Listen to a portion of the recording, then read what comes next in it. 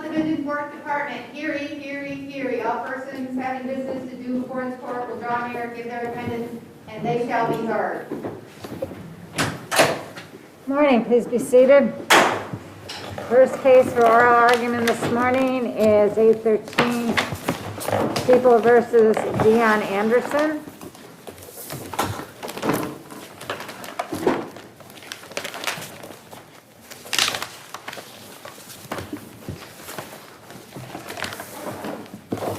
Good morning, Your Honors. May it please the Court, Caitlin Connolly for Dion Anderson.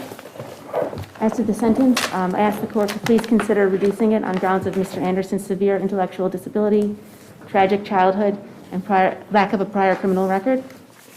Alternately, I would ask the Court to please consider remitting the matter for a new sentencing on the grounds that the sentencing court failed to exercise its sentencing discretion and deferred to the expectations of the prosecution.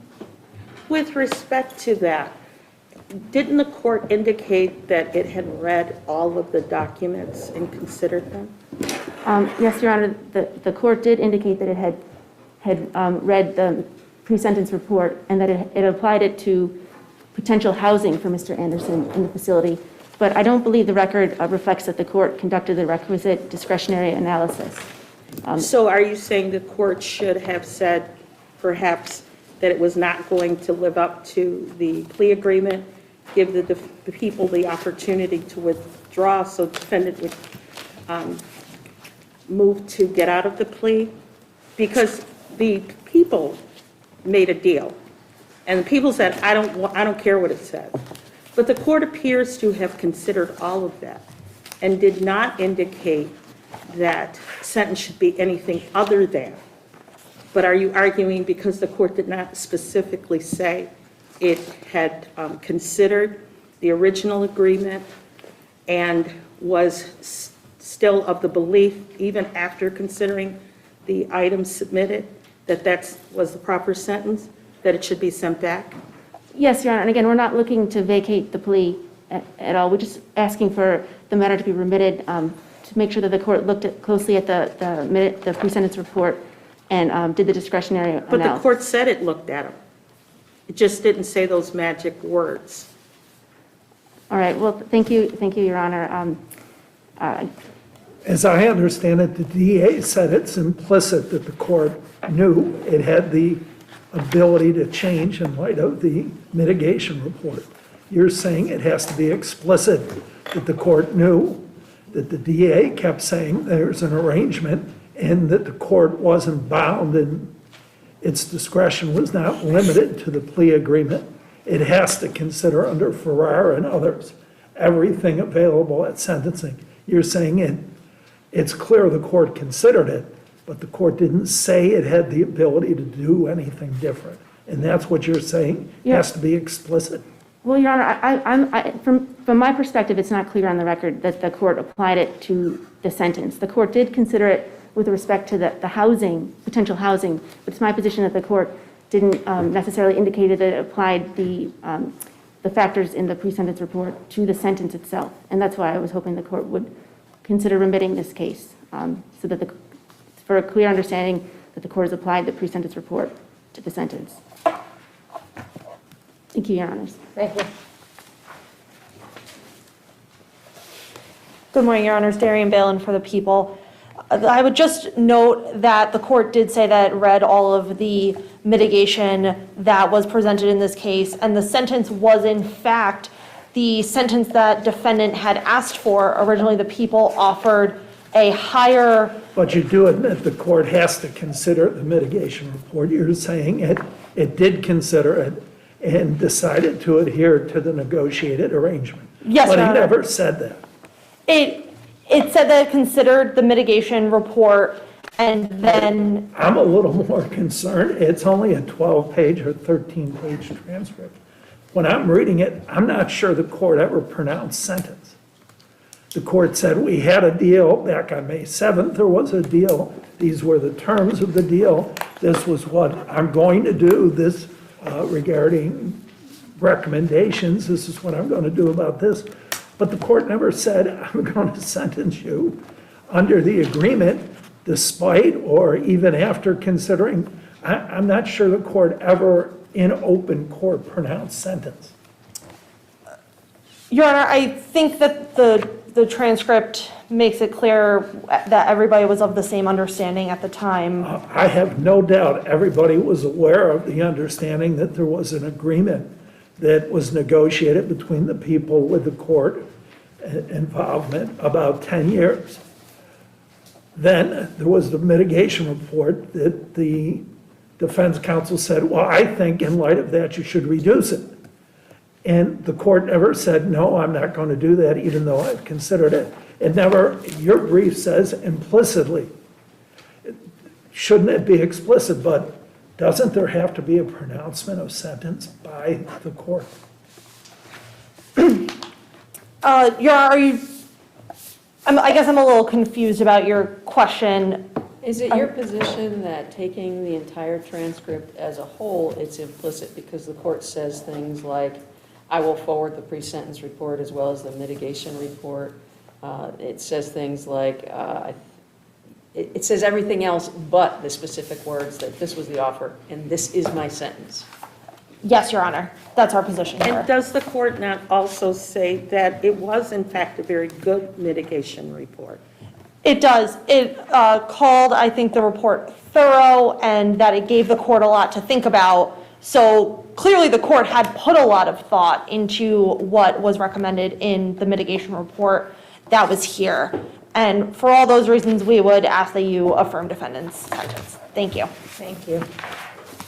814, People versus Hildreth.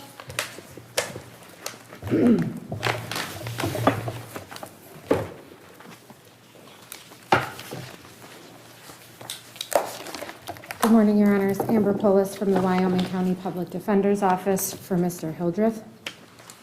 We would be relying mainly on our brief with a few points of reply to the respondents unless the panel has any questions.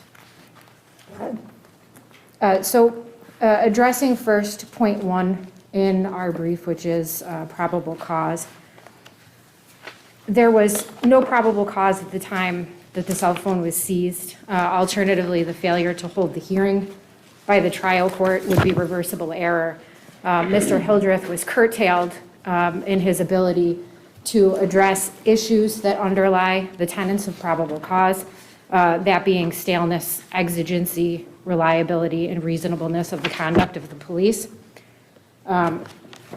In reply specifically to the people, they raised that there is potentially not a dispute, and therefore that was the appropriate reason why the trial court did not hold the hearing. Our argument is that there was a dispute, and there was specifically omissions raised in both the brief and on oral argument, that the information that would be needed to meet an exception to the warrantless seizure of the phone was not met. The crux of the issue being that at the time that the decision was made by the trial court not to suppress the evidence and not to hold the hearing, we don't really, at that time, we did not really know what the police had in their possession or the reasonable. So what did the defendant specifically believe was in contention to require a hearing to be held? Well, there were issues of staleness. There was also issues that exigency was not met. That at that moment in time, the seizure was not necessary, and that also the police did not undertake a reasonable course. But if they waited, whatever was potentially on the phone could arguably could be gone, wiped out. Yes, Judge, that was conjecture. When you review the trial court testimony of the seizing officer, which was Officer Henson from Missouri Police, he specifically testified to a few different things on cross-examination. First being that they didn't know what car they were looking for. They just set up and they waited about an hour and a half to run New York plates. They did not have the information that unfortunately unfolded. They knew who they were looking for, correct? They did know who they were looking for. And there were specific allegations. There were specific allegations. The argument at the lower court level was that some of those allegations may not have been reliable and that they were stale. And Isn't that for the reviewing person to consider? That would have been appropriate to review during a suppression hearing. Mr. Hildreth was curtailed and was not able to develop those issues for the trial court, which is part of our argument. I think we have that argument. Do you have anything else? Yes, Your Honor, just very quickly to reply to, the people are requesting that the court, on the issue of probable cause, looks to the Burton case, which is a Fourth Circuit case that they cited. I would just note that it's an unpublished decision and therefore not binding in the Fourth Circuit. And additionally, that the facts are materially different in that, in the Burton case. That defendant particularly had made admissions during an initial interview with the officers, which was the reason that those officers in that case seized that phone, and then further investigation entailed before they went for a search warrant. Here, the Missouri police simply posted up and seized the phone. The arguments surrounding any delay are not relevant at this point because you would have to get to a valid seizure before I think we you understand that. search. And focusing in on replies to point 2 on the Molyneux issue. The people specifically argued that the Matthews case is a similar parallel to ours. In our situation, the Matthews case is distinguishable. In the Matthews case, the trial court mitigated the prejudice by giving extensive and repeated limiting instructions. And here we did not have that, despite the fact that on the face of the trial transcripts, the court did echo how important it was that the underlying trial attorney did ask for very specific instructions at specific times, and those were not met. Also distinguishing the Sorrell case that the people cited in their responsive brief, that is distinguishable in this matter because the evidence showed that the defendant in that case was the only person that had access to the electronics at issue. In our case, the trial testimony clearly set forth that MH did admit under cross-examination that she had specifically gone on the phone and actually manipulated the electronics. We understand that. Do you have anything further? And I would just rely on our brief for the remainder with the brief exception of the cumulative errors. When you're looking at some of the comments that were made. And were all of your claimed errors preserved? No, Your Honor, not all of them were, and we would be asking that because these are due process issues and issues of fundamental fairness, that the court would take them under consideration in the interest of justice. Thank you. Thank you, Your Honors. People versus David Parks.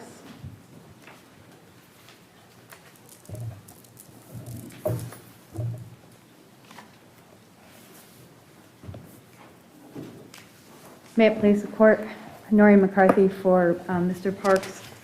Mr. Parks has now been in prison since at least 2018 for something that is not a crime. And I believe that this court decided in August, on August 21st, under similar circumstances. In fact, I think the circumstances in that case were less compelling. That is People versus Ruiz, that when someone is under attack, a mortal attack in this case, he has an inalienable right, as the Supreme Court has noted, to defend himself. Couldn't Did he he just, have- oh, go ahead. Sorry. It's okay. Did he have the right to legally possess a gun? No, but nor did the defendant in Ruiz or in Rose. But the time standard that we're looking at is, don't we have to look at what the law was in 2018? The As law- to whether counsel should have asked for temporary lawful possession. And clearly, given Pons and other cases, I don't think it's ineffective assistance to have not asked for something that you're saying this court just decided in Ruiz in 2021. I understand your position. My position on this would be that District of Columbia versus Heller was decided in 2010. And to the extent that Pons is being read more broadly than the facts of Pons. Pons, if you recall, he had that gun before he came under attack. And that's what the court Well, focused, but there was here, this... the defendant had a gun, But the gun that he's charged with using is the one that was dropped by the rear seat passenger. They were driving around with guns in the car. He knew there were guns in the car. Well, we don't know that, for one thing. We can't, they didn't charge that. Was it a handgun or a long rifle? It was just a handgun. You're asking us to view the facts in a light most favorable to the defendant, and the defendant, his version of the events was that he possessed the gun that someone else had possessed and had dropped it, and that he returned fire after fire had already been put in his direction. So you're saying in that instance, it was temporary and lawful possession? That was actually the government's theory of the case. And the district court, or the county court even says that when he is deciding whether, the defense attorney says, would you give him below the minimum? And the court says, I'll give him just 1 year above the minimum, because as I understand the government's theory of the case, he only picked up Given's gun after he came under fire and he was returning it in self-defense.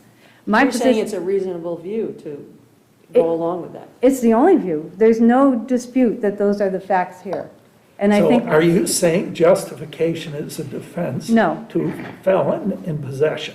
No, I am not saying it's justification. That was the problem in county court, is that they kept mixing these terms, justification, which comes under 3515, versus a legal excuse, which negates the criminal intent element the criminal element of unlawfulness under 1505. So what made his possession temporary? Didn't he show the gun 2 days later to Waller? We don't really know that. We have Waller saying that, but we don't know who had that gun. For And one, didn't he use the gun in a dangerous fashion, exchanging gunfire with another vehicle on Route 81? Hardly a non-dangerous use of a weapon. I would argue that it was not a non-dangerous use, and here's why. There's 2 reasons for that. In both Rose and Ruiz, they were acquitted of murder or manslaughter. He wasn't charged with anything other than unlawful possession. Exactly. That's exactly the right point, Justice Nemoyer. The government chose not to charge him on the criminal complaint, and I put this in there, it's identified in the PSR. Possibly because self-defense is a justification to the use of the weapon. Exactly. So they went with the one that they do not believe there's justification for. Exactly. I agree with you entirely. So under your theory, as I know it's been done before, that a drug dealer is on the corner, he doesn't wish to carry a gun because he's a convicted felon, so he has an underage gun bearer next to him, and if someone comes and threatens him, he can grab the gun from the underage person, and it's justified to use it to defend himself. I think they would ask in that situation, did that drug dealer have dominion and control over the gun that was in the possession of a third party? In this case, that wasn't the Well, he case. certainly knew, just like he knew there were guns in the car in this case. I don't know that we have any evidence that he knew that there were other guns except for the inoperable one. I got a question. Yes, So I'm concerned about the dangerous use. Yes. Okay, so in other words, what we need to look at, is there a reasonable view of the evidence that it was not used in a dangerous manner? Is that right? well, okay, 2 points on that. In other Yes. words, Yeah. You know, the question is, the answer is yes or no. Then I'll let you expand on it. Okay. In other words, you're in a car, I realize he's not the driver, okay? I realize that he's not the initial aggressor, light most favorable to your client, and that he maybe perhaps didn't know there was a gun in the car, okay? And I understand the distinction between the temporary use and the other defense of justification. Okay. But did he need to do this? In other words, and when he did it, was it used in a dangerous manner? Here's a guy shooting on Route 81 out of a car. So it's different than the other cases where it's sort of a one-on-one, where there might be a need might not be considered a dangerous use in those circumstances. This guy's shooting out the window on an interstate highway. Okay. Why couldn't he just hit the dirt, get down in the car, let the driver, take off. So the way I see it is this, the way he used this gun, was it dangerous or not? Okay. And in answer to your question, do we need to address whether he used it in a dangerous manner? To be honest, my answer to that, first off, would be no. And the reason is because that burden was on the government at trial to prove, and the government has never raised that issue, and therefore they can't raise it now on appeal. So that's not an issue here. And I would say the government understood and has conceded by not charging him with unlawful use, that he used it in a manner that was not dangerous. And I say that because on the complaint, the criminal complaint, that was included, and they chose not to present it to the grand jury. In this case, had they presented it to the grand jury, we would be sitting here likely saying, well, he was acquitted of that charge. And I would say that it was not dangerous because they did try to escape. Hudgens tried to drive faster, and the other car kept pursuing. So it's not dangerous to shoot out of the window and risk other people, innocent passerbyers, being shot? I think if it's your only alternative, I kept thinking when I was Well, writing. hold right there. Right. That's my point. What his other alternative is to just get down in the car, Maybe, okay? And let the driver take off. maybe the driver tried to take off and the other car kept pursuing him. There's no dispute about that, and there's no controverting evidence about that. So what you're suggesting is that his rights are superior to any other innocent person. He gets to shoot wherever the shots go. That's not dangerous. I don't think Because it's his self-preservation that matters above all others.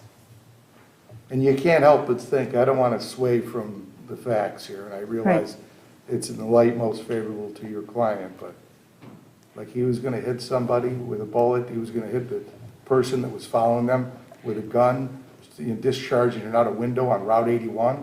I think it's equally plausible that he was going to hit some innocent bystander driving down the street. Well, So I get, I'm just caught up on this dangerous use. That's okay, all. I understand that, but I think that if the government thought that it was dangerous, they should have charged him so that we could be here Okay, today. I think we saying that. understand your But I argument. do want to also just say, in Ruiz, that was more dangerous. She didn't know who was on the other side of that door, and she just fired through a door without knowing who was there. Okay, I think we And have so- all that. Do you have any other issues? Because your time's running out. Okay.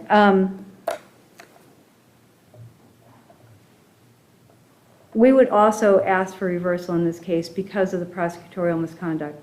I think in this case, the arguments that this attorney made during both opening and closing about the need to clean up the streets of Syracuse because of these type of men, and to send a message to the community that we won't tolerate this. I think that it was extremely egregious. His comments about there could be, when he hadn't charged him with shooting the gun in a dangerous manner, and he We'll hadn't. look at that very carefully. They weren't in the city of Syracuse when this took place either, oddly enough, right? Right, and the other thing I do want to point out before I go is, he was speaking, and it only bothers me, and I'd ask the court to consider this. I don't just mean to drop this race card, but that prosecutor struck the only black juror in the pool and then made these arguments. And that's, I think, makes it more offensive Okay, in this thank you. case. Thank you.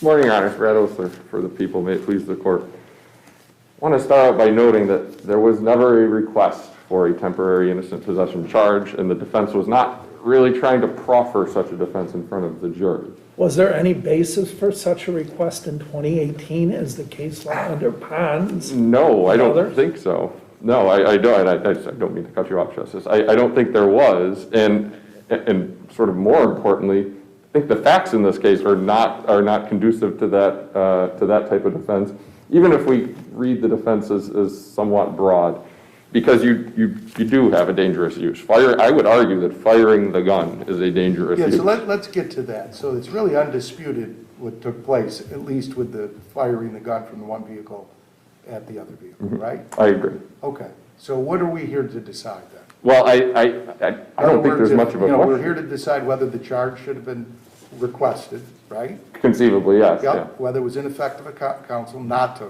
request it. Okay, and then what are we to look at, like we were the trial judge?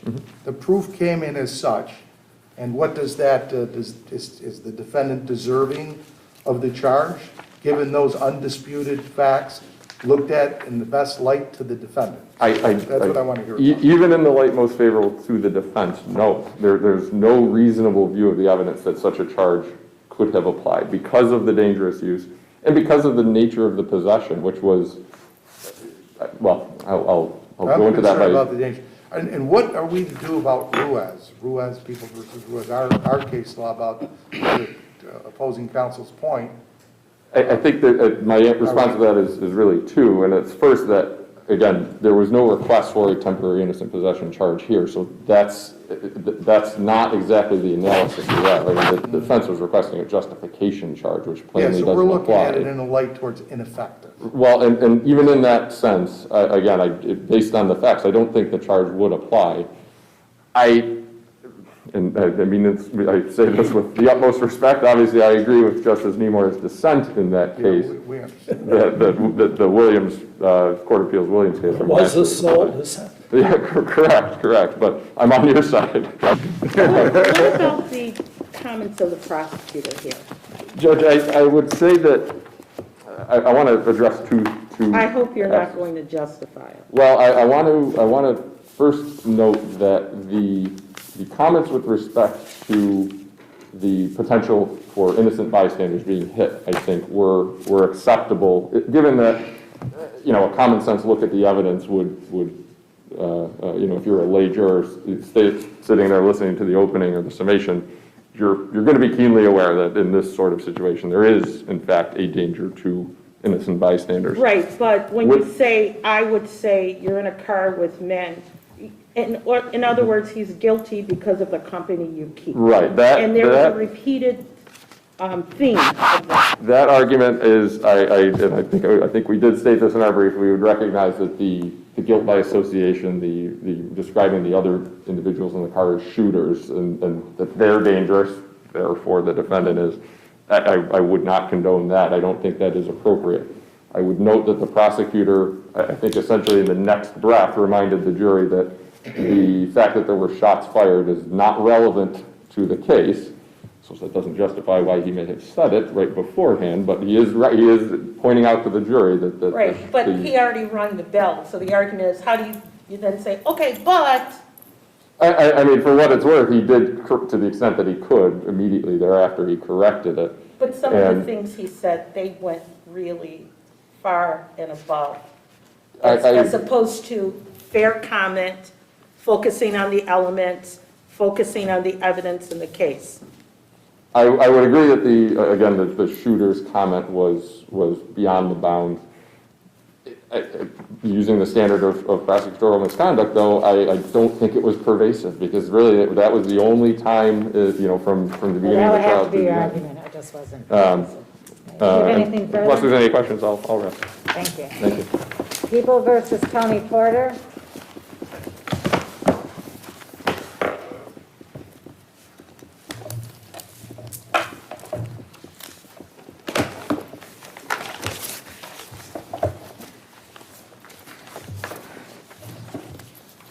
Good morning. May it please the court. Bridget Fields on behalf of Tony Porter. This is an exigent circumstance, probable cause case. Whether there was enough factors under Mitchell for the officers to enter the house in this case without a But counsel, how do you get past the fact that your client pled 2 months before the court issued its suppression ruling?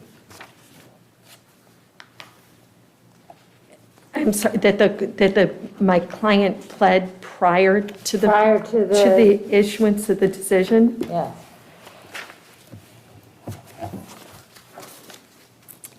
I Not to put you on the spot. don't recall, I apologize. See, that's the biggest problem you got here, is that he'd already pled. When the decision was I apologize, I am freezing on this point at this moment, and certainly can address it in Okay, Can well, can you at least address the law on it? In other words, if that did take place, would that be a problem for your client? Or is there some exception that we're not familiar with that you want to tell us about?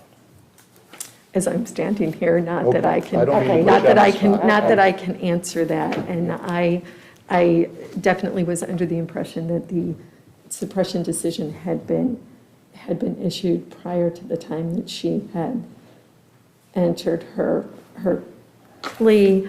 I note that this was not, obviously this is an issue for the case. I note that the prosecution hadn't raised that issue either, not that that dispels the problem. I think that if I may, if we can get past that issue, I do think that certainly there was not justification in this case. we'll look into that, okay? If there are any other questions, Thank you. otherwise there's my time I raised. Good morning, Your Honors. Derek Karnsberger on behalf of the people. It's the people's contention there was no error at the lower court with the way that the court ruled, to the extent that the court's ruling was applicable given the defendant's plea. We believe the defendant had effective assistance of counsel at that hearing, and that the court did not err with regards to its summary denial of a Franks hearing. So unless the court has any questions of me, I will rely on my papers. Thank you. People v. Lee Williams.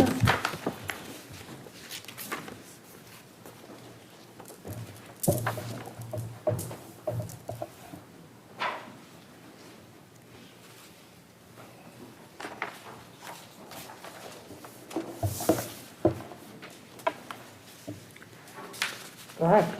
Good morning, Your Honors, and may it please the Court, Sarah Goldgarb on behalf of Mr. Lee Williams. In denying Mr. Williams' suppression motion, the trial court invoked both the plain view doctrine and the inventory search exception to the warrant requirement. Yet at the suppression hearing, the prosecutor did not elicit any evidence about that inventory search. As this court knows, an inventory search must be conducted according... But if the decision was based upon, not on the inventory search, where does that leave you? In other words, my understanding is there was proof that the officer observed what he identified as an illegal substance in plain view, which then would give him the probable cause to search the vehicle under the automobile exception. And so if that was the thrust of it, and that was the thrust of the court's decision, what's the relevancy of the inventory search or a violation of the conduct in the inventory search or the procedures? You follow me? Yeah, I believe so. There were a couple questions there. So to answer your first question, I guess, if this court finds that the lower court did not rely on that inventory search, then, it is a more difficult argument because of the plain view doctrine. But we would argue that a reading of the trial court's decision invoked both the plain view doctrine and the inventory search exception, and that it was only because the officer had the authority to conduct an inventory search that he was then lawfully in that position to, see the contraband in plain view. Well, you don't argue that the initial stop, nobody's arguing that was problematic, right? Right, we do not have an argument with regards to that. So then that's what we have to do, is go back and see whether the inventory search even comes into this. Yeah.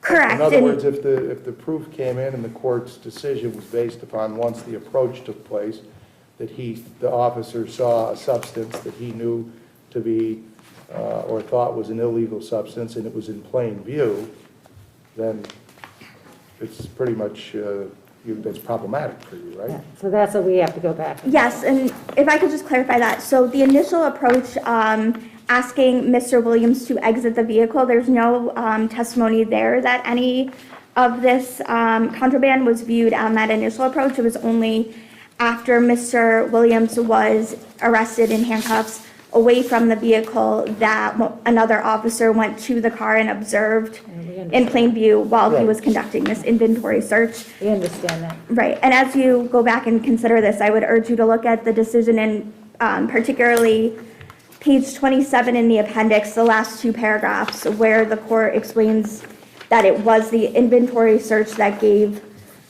the officer the ability to be in that position to then view the contraband in plain view. Thank you. And if there are no other questions, then I rest on my brief for all other points. Thank you. Thank you. Good morning, Your Honors. May it please the Court. Jessica Carbone for the people. I respectfully disagree with counsel's point that county court invoked the inventory search exception in its suppression decision. I think that the decision is clear that the court relied on the plain view exception and in fact found the court's language was at the exact moment in time that the officer returned to the vehicle, he made those observations in plain view. If there are no questions, I would rely on my brief. Thank you. Thank you. People v. Anthony Williams. Good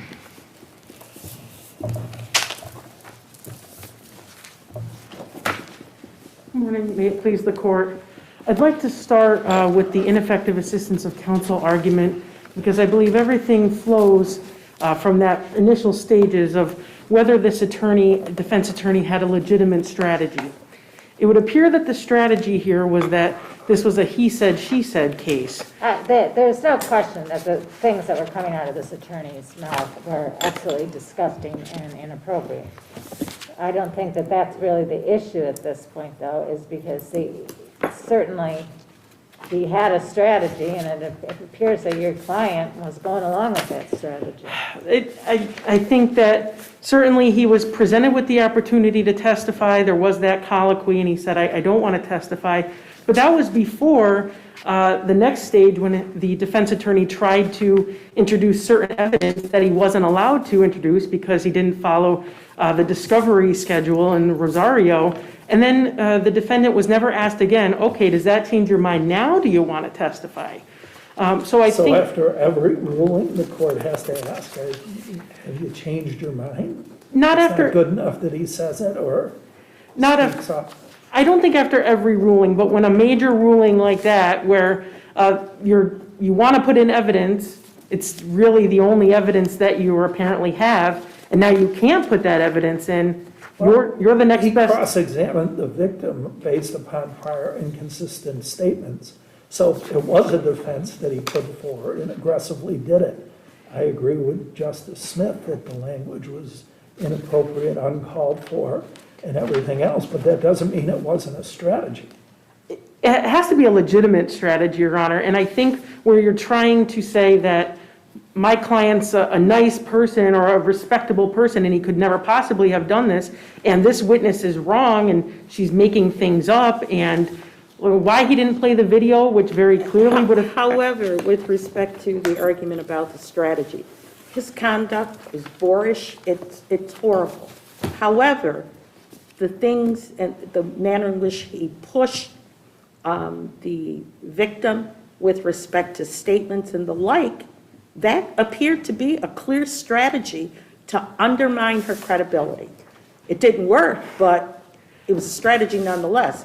And is it not working how we're supposed to determine if it was effective or not? Does it have to be successful?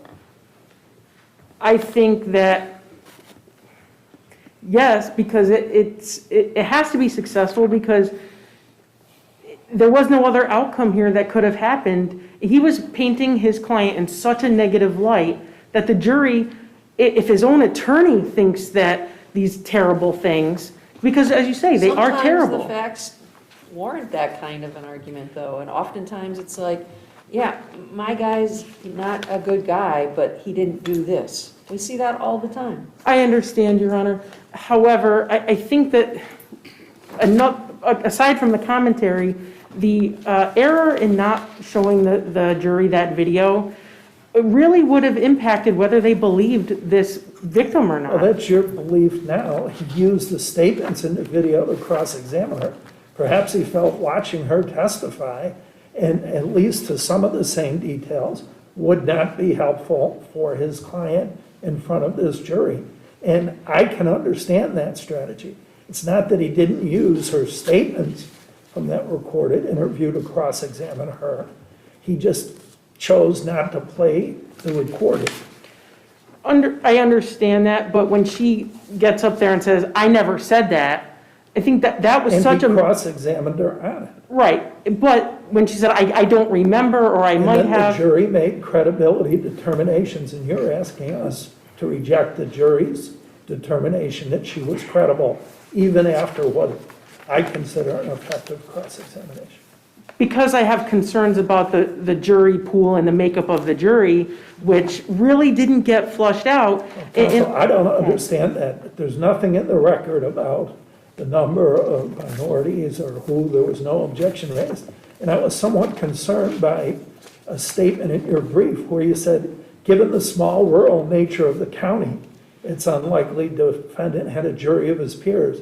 So he couldn't be tried in the county? I think the issue needed to be addressed because defense counsel made race an issue, but then never went forward and said. Defense counsel made race an issue because the defendant was black. And he thought he wanted to avoid a conviction based on prejudice. And he effectively asked every jury panel about racial prejudice. You're not saying he ignored the issue. I'm not saying he ignored the issue, but when you don't elicit an actual response from the panel or the prospective pool, we don't know what they were really thinking. And in this day and age, there's enough out there in terms of implicit bias that should have been explored. You can't just say. Okay, we'll look at that very carefully. And the last point just is about the sentence, whether it was harsh and excessive. We believe it was. In plea negotiations, he was offered 4 years, and then he gets 15, which. Was that the same judge that tried the case? I believe it was, yes. I mean, and. I thought it was noted in the briefs that it was a different, but the range is 5 to 25, he got 15, and given the circumstances of the crime. Now, the judge said wouldn't consider his 42 arrests in Florida and Ohio. I'm not going to. Prior felony convictions. I'm not considering your past. I'm not sentencing you as a second felony offender, but I'm going to give you 15. So there was no explanation other than. Well, the victim testified. The court does get to consider that, which wasn't something the court could factor when there were plea negotiations. Hadn't heard from the victim. Unless the court had read the grand jury minutes, which I believe the court would have had to have because there was a motion. Okay. Thank you. Thank you. People v. Daryl Griffin.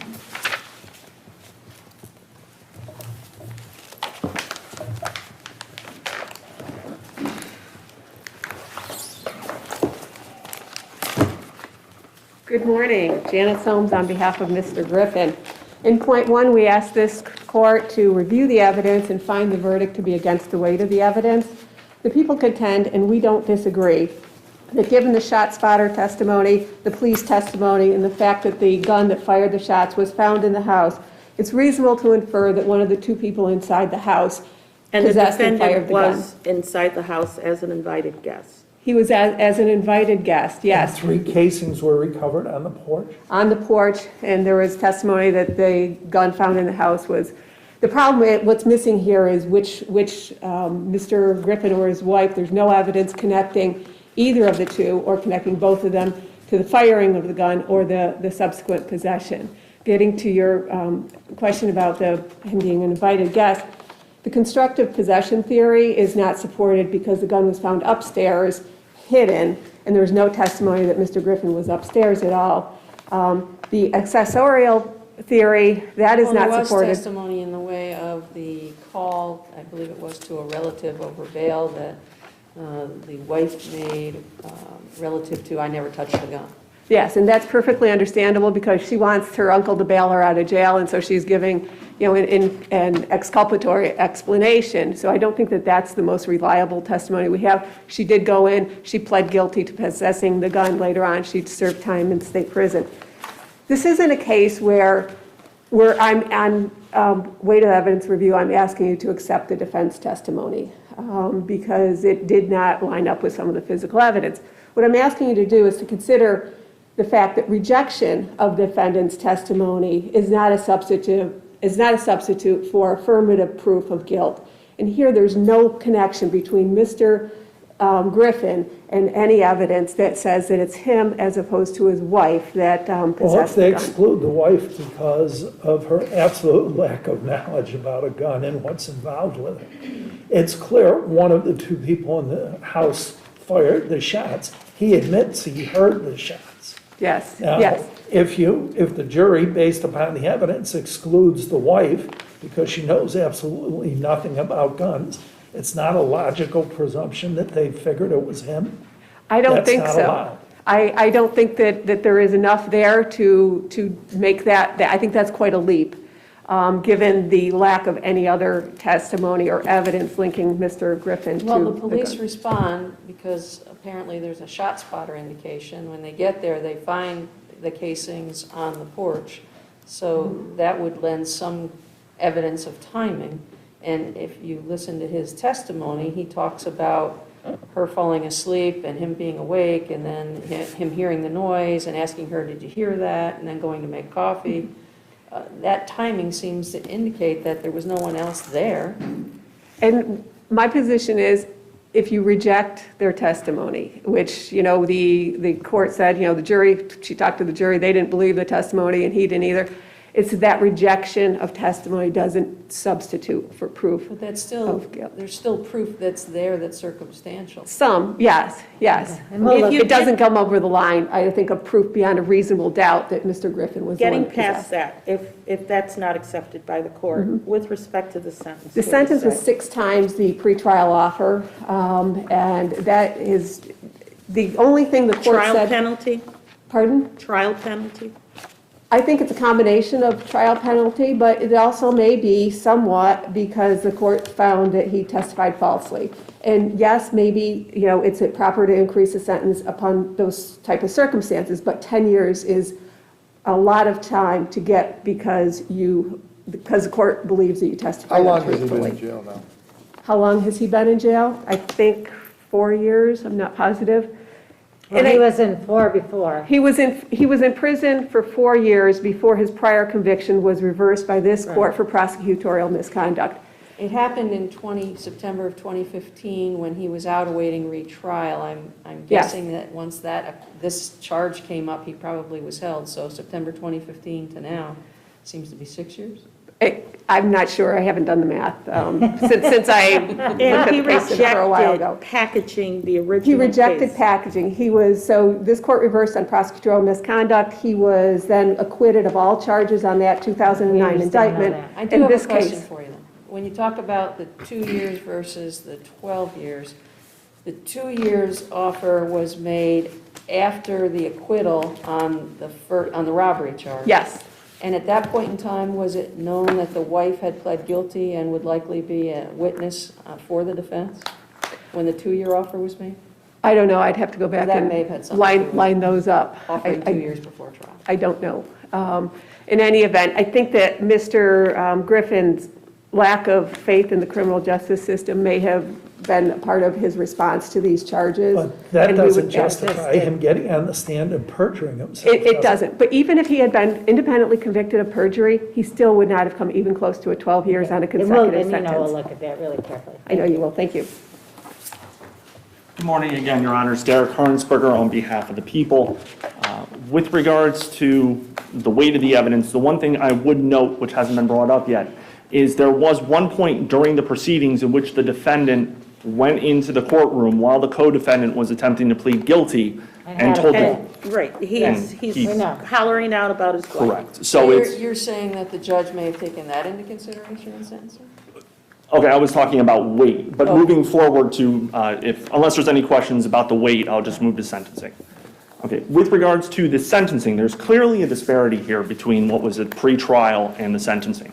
With regards to the pretrial offer, the one factor here that I think is worthy of consideration for why the people offered what they did was the wild card that was the co-defendant. At the time of pretrial, the people didn't know what this co-defendant would technically testify to. So there was some risk-adverse nature in the prosecutor in selecting a plea offer that they would hope the defendant would accept. With regards to the sentence that the court ultimately imposed, What did the people ask for, the court to impose? I believe was the 2.5, the agreed upon. You're talking about at time of sentence? No, at the time of sentencing, I don't actually recall the specific 10 number. I years. believe it was 9 or 10. They asked for 10 and the court gave 12. Correct. So. And the court criticized the defendant for his testimony, but like Ms. Somes says, if you take into consideration this particular defendant's overall contact with the system, and then him ultimately being acquitted of the first case because of prosecutorial misconduct, it seems the people got to pass on their conduct. There is a right way and a wrong way to address the prosecutorial misconduct of what went wrong. The courts addressed that, remanded it. He had a new trial. There is a civil remedy if the. But you know what? You can't give him back his time. I wholeheartedly agree, Justice Troutman, and I'm not trying to justify the actions of the prior prosecutor on the prior case. But. You're saying he doesn't get a pass and isn't allowed to perjure himself on the next case. Correct, and that's And I think we all what agree Justice with that, Niemeyer but that's says. what we just got to look at that sentence. And so I would just ask that A little the bit over that. conduct of the defendant during the trial is what is essential to the judge. So at this point, unless you have any questions, I don't. Thank you. Benjamin K. versus Karen K. The way it is. Yes, we do. There was a Okay, sound thank and you. substantial basis. Thank you. Okay. Yay. Wyoming County Department of Social Services v. Holbert Cates.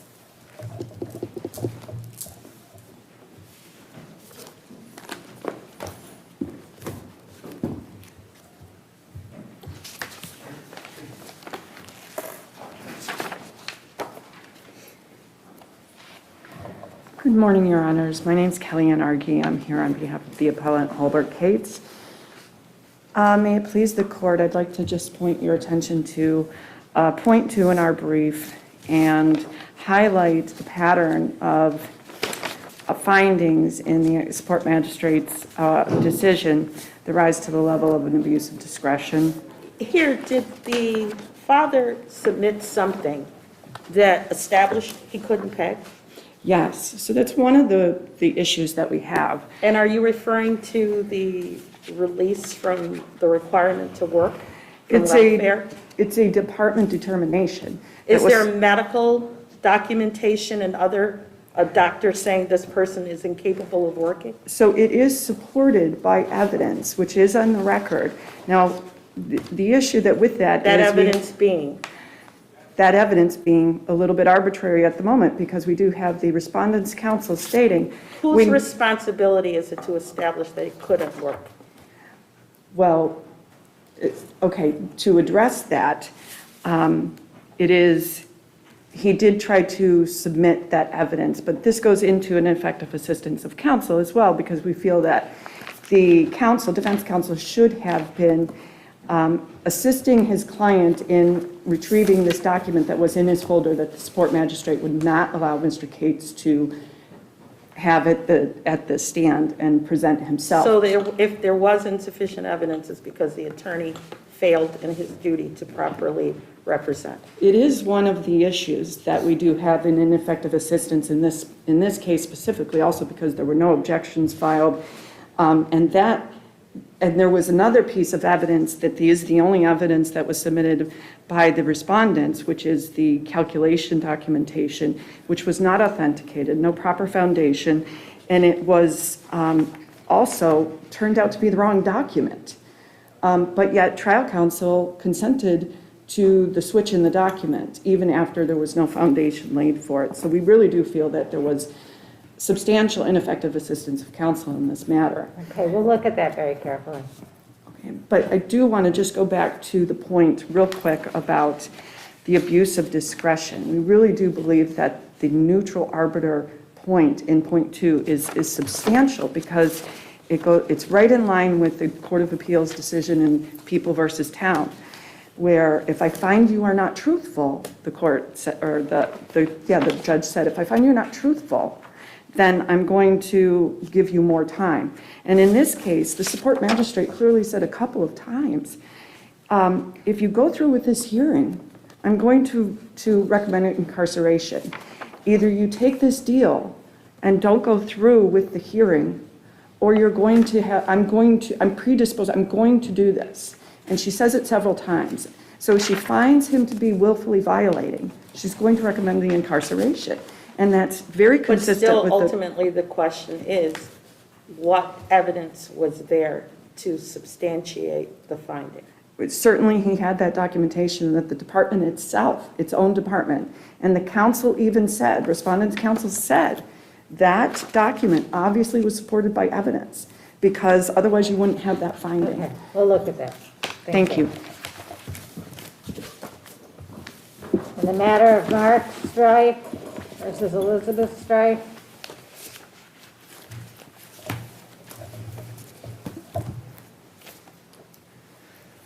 Good morning. May it please the court, Brad Keem for respondent. In the 15 years I worked with John Sarando, he would always tell me, don't skate on their pond. And I think that's what I did in trying to respond to the preliminary statement here. Because on the merits, as the attorney for the Was it child. 15 years? Did you say 15 years? It was, yeah. Oh, okay. Sorry. It's okay. Because on the merits here, as the AFC succinctly put it, the case can be boiled down to appellant consented to the family court's order of preclusion, and dismissal with prejudice and attorney's fees are appropriate where the father's counsel failed to reply to the mother's discovery demands, failed to... Well, he didn't, there's no appeal from the order of the attorney's fees, right? So that's really not... And that's, again, skating on their pond. You know, I tried to respond to all... This thing procedurally is a nightmare. I don't want to give you a hard time, but I see it at least a little bit differently. I see that he, not necessarily the attorney's fees. The attorney's fees is not appealed from, that order of July 28th. But I saw that it was an untimely order to show cause, that you had to have 5 days on, and the court misunderstood that. And I don't think the lawyer waived that. Well, I think the idea was, I will agree to the preclusion of those documents, but he wasn't going to agree to have his petition dismissed. In other words, I can proceed on my petition, and I won't use the documents that are precluded. And I think the court missed a little step there, even though this is very confusing. I get that. I think that the record, though, bears out that this attorney was never going to respond to the discovery request that had already been pending. Okay, but the problem is let's assume that everything, he didn't have any objections to the procedures here. And then he said, okay, I'll agree to preclusion, but I still want to proceed.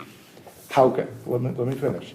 The court probably would have been within their rights to say, based upon the preclusion, you can't prove your case, or in addition, I'm going to toss your petition because you didn't respond. But the way I see it is what he did was, I'll agree to preclusion, but I want to proceed on my petition. And when the court wouldn't do that, he still preserved his arguments that he didn't receive these documents in the order to show cause in a timely manner. In other words, the judge used the 8 days, but she didn't give the additional 5 for mailing. And so, and the order to show cause was blank. There was no return date on it, right? Well, he admitted to having received it prior to the Yeah, but without the proceeding. date. I'm sorry, Justice. But without the date. Without the date, true. I guess, as Justice Sentra always likes to say, intelligent minds can disagree on this. And the procedure, I think, would be to affirm this, that there are no, going forward with the hearing would have been pointless. There would have been no evidence that could have possibly given him relief. So we would ask for affirmation. Well, there's a jurisdictional problem if it wasn't served properly. That's the point. But I think that he admitted, again, that he received it, and I think that's enough. Okay. Thank you. Thank you. George Beltran versus Buffalo Urban Renewal Agency.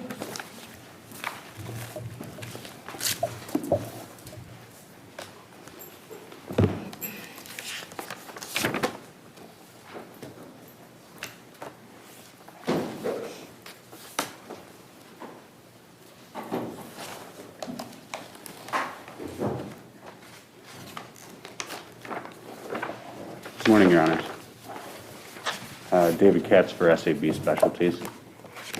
This case comes up on 2 appeals interrelated orders, one from a first-party action, one from a second-party action, third-party action.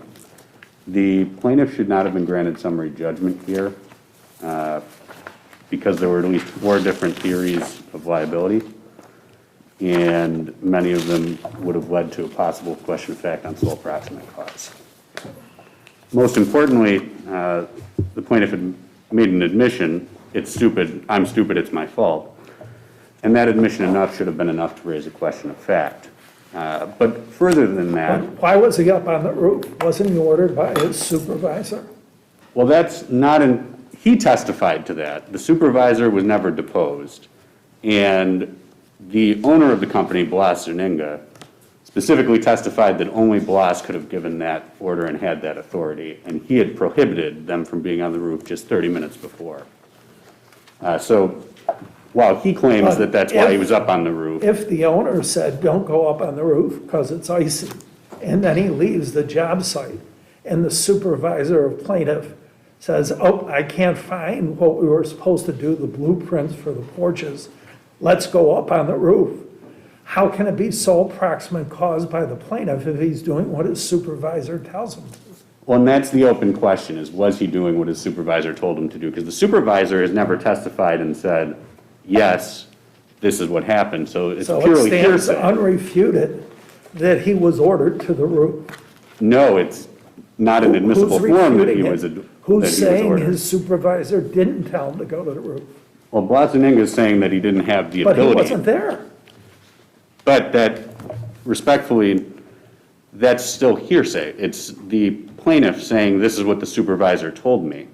And you can't, and the plaintiff can't get summary judgment based solely on a hearsay statement. And there's other alternative theories of the case, including specifically that muddy boots contributed, which would be an ordinary workplace hazard. So somebody saw he had muddy boots before he went up on the roof. Blas Zerninga, again, Blas Zerninga testified that he saw the muddy boots after he was on the ground when he got to the scene, which is enough to raise... Where the mud was on the ground. So if he fell into the mud, you would expect muddy boots. Well, the testimony, I think, Nobody's saying is... his boots were muddy when he walked out on the roof, are they?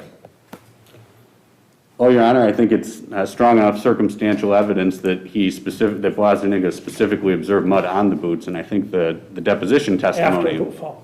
After the fall, but he was questioned specifically about whether he saw mud on the bottom of the boots, and he gave specific testimony to that, and I think that was enough to raise a question of fact, certainly in light of the entirety of the circumstances here. Also, Your Honors, the other issue that presents itself is the issue of the tie-off, which was also briefed. There's at least 3 theories here. Each raises a question of fact as to sole proximate cause, and for that reason, the plaintiff didn't meet their initial burden. And just based on the briefing, I would like to just note that while you have to make an initial showing in admissible form, for example, the accident reports which reflect observations of Zerninga, even if this court were to say that those were inadmissible, first they would not obviate the admission that the plaintiff made, which is per se admissible and is an issue of weight. But second, even if this court were to find that that was in some way inadmissible evidence that undermines a theory is still sufficient to fight off summary judgment, especially where there is some evidence as there is here. And then turning to the conditional order issue, the third-party action, there's an arising out of trigger with Blas Zerninga. SAB did not supervise or control. There's really no serious claim that there was any negligence on the part of SAB. This is not a negligence. What about the idea that they had the authority, even though they didn't exercise it? Well, I think that that's not what the testimony bore out. I think the testimony bore out specifically... Counsel, how do you address the July 9th, 2021 decision by this court in Tanksley, which deals with Blas Zerninga and SAB and declares that it's a question that it is established that they owe indemnification because it arises out of? Isn't this case controlling? That is our primary position, Your Honors. We believe that Tanksley should control here. Anything further? No, Your Honors. Thank you.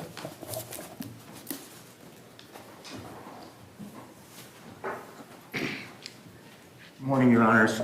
Thomas Bender for the third-party I defendant. realize that you have 5 minutes.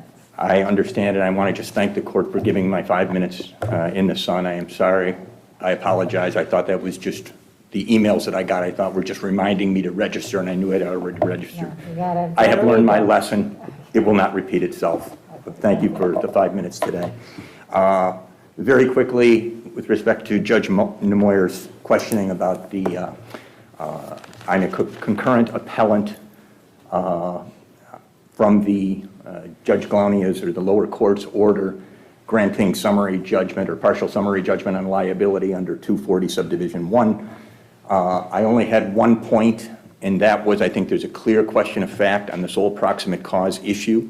The reason I say that is because even though there was testimony from both Blas Zuniga, the owner, president, and job superintendent, that when he left the premises, an individual, another employee by the name of Sergey Perez, was left in charge. He went on to explain what in charge meant.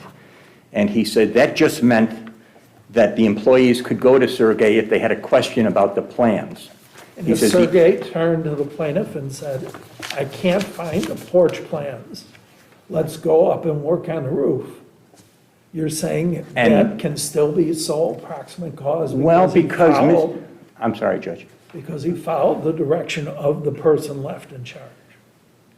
Because Blas Zuniga said unequivocally that he did not, Sergey Perez did not have authority to tell the plaintiff where to work or when to work. He said he was the only guy that had that ability to give that order. I think if the plaintiff was going to move for summary judgment, it was truly incumbent on the plaintiff to nail that down and to get Sergey Perez's deposition or depositions perhaps from some other workers, okay? Because otherwise, I think we're left with a question of fact on the proximate cause, and we're also left with a question of fact on what authority Sergey Perez had to tell anybody to do anything against Blas Zuniga's order.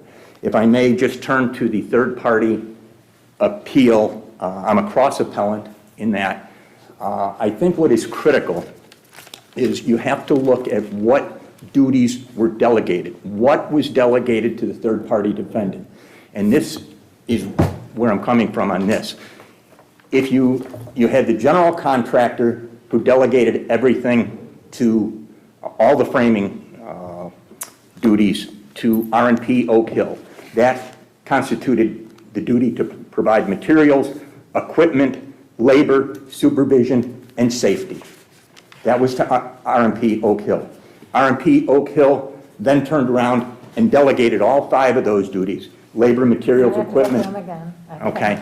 And then when you get to the subcontract, however, all that was delegated to Zuniga was labor and equipment, not materials, not supervision, and not safety.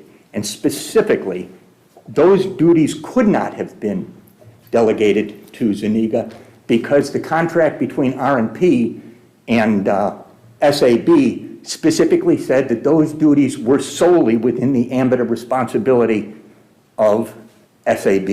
And I think that's why the lower court found that SAB indeed was an agent under Labor Law Section 240 and found liability.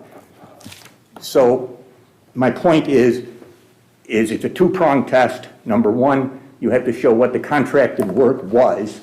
And here, the duty to provide supervision and safety just was never delegated to Zuniga Builders. And number two, the allegations in the complaint against SAB were strictly a failure to provide safety devices. And it was not the obligation of Zuniga to provide safety devices. That was up to SAB. Okay, do anything further? So with that, Your Honors, I would ask for the summary judgment be granted and the contractual cause of action be dismissed. But again, thank you for the time.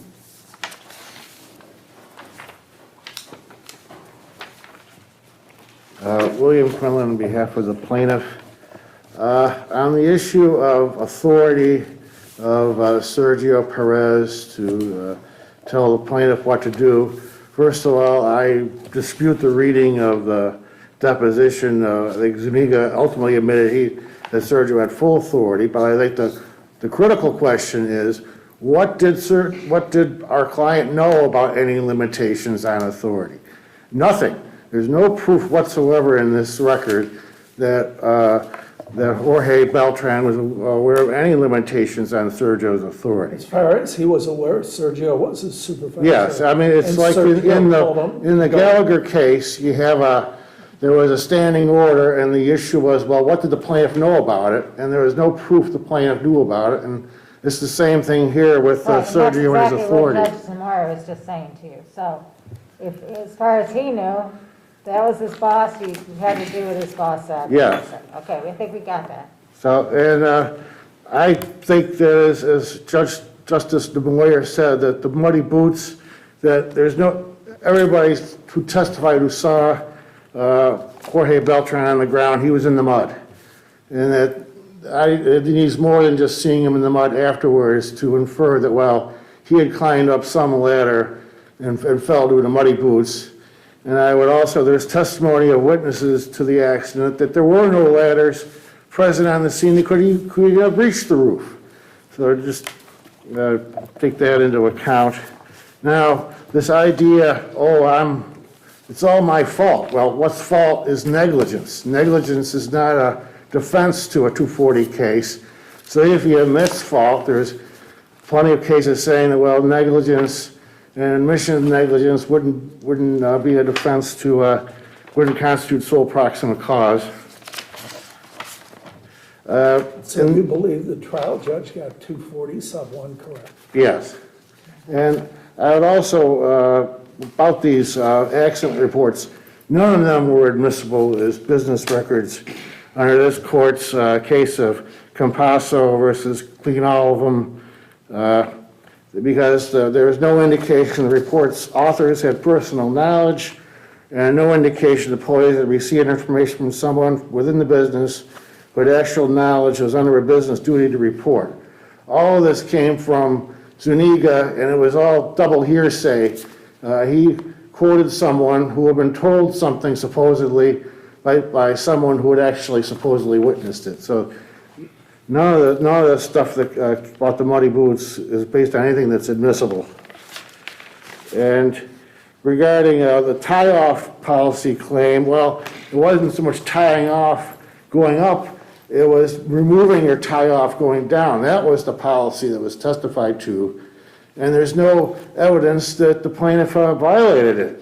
He untied behind one of the California roofs where it was a safe place where he could stand and take his lanyard off, and nobody said that was wrong, least of all Mr. Zuniga. And finally, regarding, I agree with what Mr. Benders said about SAB as an agent of the owner. And I would also point out that there was a safety project manager who was there every day, Mr. Latona, and he directed the work in the sense that he would give Mr. Zuniga's workers toolbox talks, where he would tell them, well, this is how the job's supposed to be done, and he would actually make the workers, sign a sheet to make sure that they got the word. So, I think we have that. thank you. Richard M. versus Lucy Call.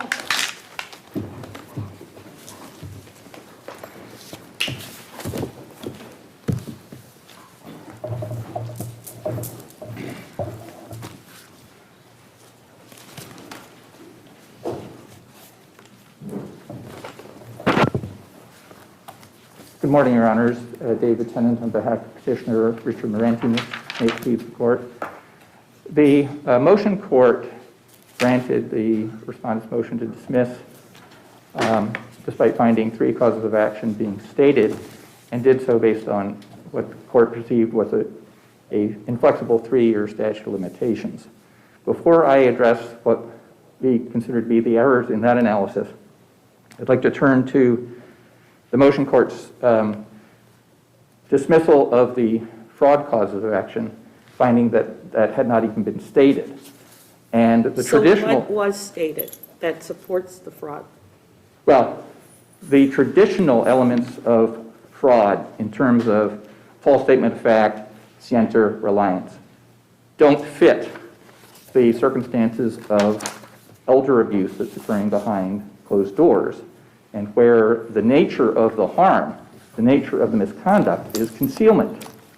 And it's the omission of information, it's the failure to So disclose. you're arguing instead of having an affirmative statement, it is the act of concealment Correct, that Your Honor. satisfies? Correct, Your Honor. And there is case law that says when a party has a duty to speak, the fact that they don't is fraud. That is fraud by concealment or omission. And certainly here we had... So that's the first element in a misrep or a fraud case, right? Right. In other words, you're suggesting that material misrepresentation of fact could also be accomplished by an omission. Correct, Your Honor. Okay. But then we go on to the next elements, and how does that fit in under the circumstances here? Because my understanding is really, what opposing counsel is saying is, look, really what this is all about is that, the wife, Lucy, I guess her name was, right? Correct. Lucy, that there were no statements that were false to the decedent or to Frank, right? Right. You're saying that, well, let's get you with your omission, so let's say that, well, what was not said, not what was said. But then the next level is did he rely on it? Because he didn't know what was going on. And so the reliance is, knowledge of its falsity and knowledge and intent to, the intent. But what about the knowledge end of it? Well, I would say when you have a cognitively impaired 90-year-old, no, I get the facts of it, but how does that fit in with the cause of action? Right. Because you got to get there to get the 6 years. Well, we're talking under fraud, and we have other arguments as to why we get to 6 years under monies had and received. So this is not an all or nothing based on the fraud cause of action. I understand that. I'm just trying to walk you through it. No, I appreciate that, Your Honor. So the knowledge is, and you think of the way in which behind closed doors this type of self-dealing occurs, it's not going to be knowledge on the part of the vulnerable victim who doesn't have the mental capacity to be aware of what is happening to him, but it's the failure to disclose, and that's the failure by attorneys, people possessing power of attorney, people who are in a special relationship.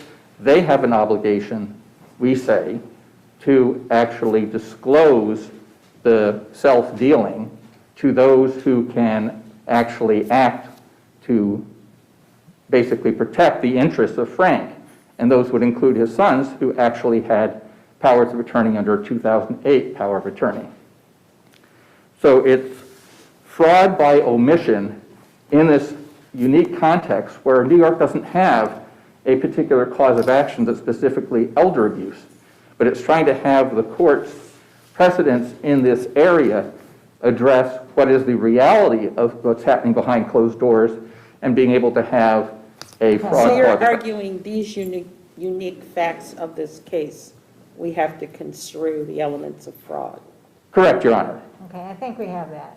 All right, and then with respect to the 3 years that the court found applied to conversion, breach of fiduciary duty, and unjust enrichment, cutting to the chase with the monies had and received cause of action, that is a 6-year statute of limitations. That is the Whitbeck case from the 3rd Department, and whatever might be the analysis for conversion, it doesn't apply in circumstances where you're talking about... Was monies had received argued below? No, it was not, Your Honor, but it fits within this court's precedent to allow for pure legal issues to be raised for the first time on appeal when nothing could have been done in the court below to actually avoid it. This was the... And you argue that fits within? Yes, and that the cause of action for monies had and received is plain on the face of the record, and that it does apply a 6-year statute of limitations, and more specifically, the conversion replevin cause of action that the motion court relied upon doesn't even apply to ordinary currency, that monies that are in a joint bank account aren't even subject to conversion replevin because they aren't identifiable in specie, and it has to be an identifiable thing, in particular chattel, or monies that are identifiable by a specific bill.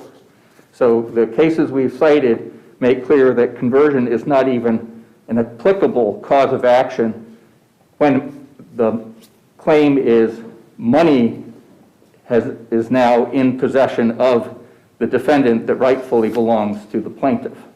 So unless the court has questions, I'll submit on papers. Thank you.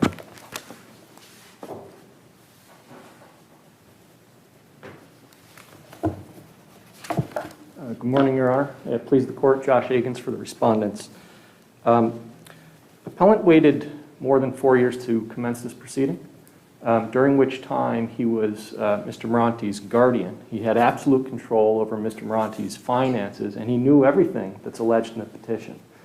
And because he waited those 4 years, the two people with personal knowledge of the transactions at issue are now deceased. And as you heard, he's in the position of effectively having to ask this court to rewrite law that's been settled for decades. And I'll go to the fraud point first. Yeah, at least with the first, with the fraud cause of action, right? Absolutely. And Justice Carney, your question earlier went right to the crux of the issue. And this... I got it from your brief. I'm glad to hear that. And really, it's square peg, round hole. When you methodically go through the elements of this cause of action, they simply don't fit. There's no cause of action or theory recognized under New York law called elder abuse. And even if appellant alleged a concealment, and there's no actual concealment of material fact alleged, there's no detrimental reliance either, because the bottom line claim is that Mr. Moranti lacked the capacity to understand what was going on. Okay, we understand that. Let's get to the other issue, this money hadn't received, and this third department case, and I'm interested in what your view and why you think the court got it right. There's a couple of issues there. One, and I'll start with the preservation issue, just Troutman, that you asked about.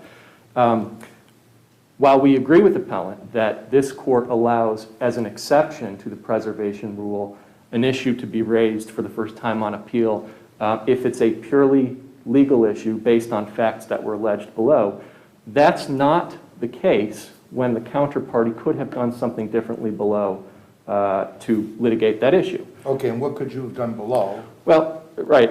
As you know, Justice Carney, we moved on statute of limitations grounds. But if there had been a money had and received cause of action, we certainly could have moved on other grounds, documentary evidence, as an example. And we could have put in documents which are not in this record, but could have been, had the claim been made, to show the accounting, to show that that very cause of action is not viable.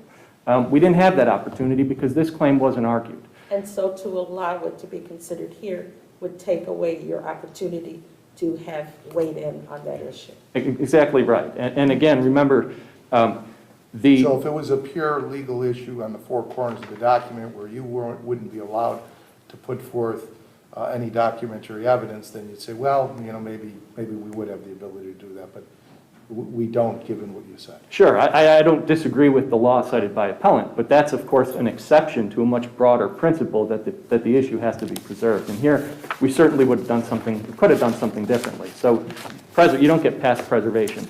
If you do, a couple of points. First of all, a party cannot bring a quasi-contract or a claim as a substitute for what is properly a tort. They're duplicative. So if you miss your 3-year statute of limitations on a claim for breach of fiduciary duty, as an example, you don't get to take those very same facts, call it money hadn't received, and avail yourself of a 6-year statute of limitations. And I would just cite the court to the Corsello case from the Court of Appeals, 18 NY3D 777 for that proposition. And I also would remind the court, this court has decided this very issue in Bellingham. 132 82nd 973. This is not a plenary action. This is a discovery proceeding. It's a unique statutory proceeding I understand that. that's been decided by this court. So unless there are other questions, I'll rest on the papers. Thank you. Thank you. Kelly versus Episcopal Church Home and Affiliates.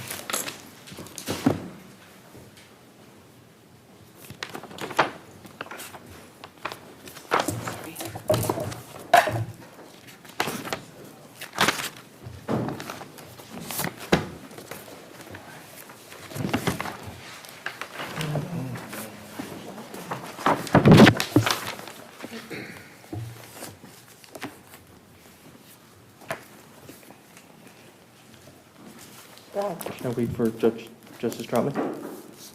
It's okay. Okay. May it please the court, Michael Zhu for Raleigh and Henderson, attorneys of record for defendant appellant Whirlpool Corporation. I believe that the trial court erred in granting the plaintiff's motion for partial summary judgment as to 240 sub 1. The accident here did not involve the failure of a safety device. The accident here did not involve the failure to provide a safety device. The device that was provided, a hand truck with a strap, did not fail. There's no issue here as to... Well, it wasn't supposed to go down the stairs and hit the plaintiff, I agree.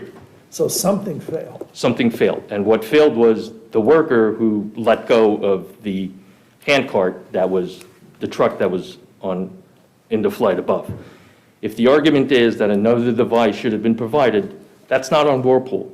Whirlpool was a subcontractor that was there to merely deliver these appliances. And install. So the availability of the Delivery required taking the object up the stairs. I'm sorry, say that? Delivery included bringing the item up the stairs. Absolutely. There could have been, if there was windows, it could have been hoisted up outside and brought in. Instead, they didn't use the elevator that was available. Well, the elevator was not available. Well, it was That was- available, it's just that it'd have to be. They didn't have to pay, right, because the Otis elevator You'd have to pay person... $200 an hour, so. that's- Yeah, he testified that it was available, but you have to pay a union guy to operate it, the hoist. But Whirlpool was bringing the appliance up the stairs Yes, that's what they contracted to do. because the worker with the hand cart, back gave out, he let the hand cart go, came down and injured plaintiff. That's not a falling object? No, because there was no failure of a safety device, which is Yeah, what... so yeah, I'm interested in that, the failure. In other words, you're saying it's the failure of the worker, not the device, okay? But there's this, the first department case, that Agley case, where it's a little off pressure, you know, there was a little bit of, kind of let the pressure off when they were moving something. And that seems to be, you know, in a similar vein, that you could argue that it was wasn't a failure of the device, but it was, you know, the person. Well... So is that wrongly decided, you think, that first department case, or? Well, yeah, because there are other conflicting cases, and that I cited to in my brief. For example, there's a second department case called Cardenas versus BBM. Right. In that case, the worker was lifting a 500-pound beam, and he hurt his back, and it fell. And Yeah, the second that's- department said... That's a little bit different, though. What I'm concerned about, I just can't put my finger on it quite right now, and I'm going to give you a chance to do that. It just doesn't seem like moving an appliance, a stove like this. And I get, they say, you're expert, says, well, this isn't the way you do it, but I'm trying to figure out, other than if they had the ability to put it, use the elevator. Well- Unless they could hoist it up, you know. Well, if the problem is Just the doesn't failure seem to the provide a labor proper law is. device, Yeah. and the proper device should have been an elevator, again, that's not on Whirlpool, because we had no supervision or control over the use of that elevator. That's on the owner and GC. They had control over that. As a matter of fact, they told Whirlpool, you do not have access to an elevator. But you did get, but were refrigerators brought up there? Yes, they were. They were brought up by the freight. Were they Whirlpool refrigerators? Yes, they were. Okay. But again, that was permission that was given to Whirlpool to use the elevator to bring those devices, to bring those appliances. And was that because a refrigerator is bigger and Was bulkier and you bigger. couldn't bring it up on a dolly? Yes.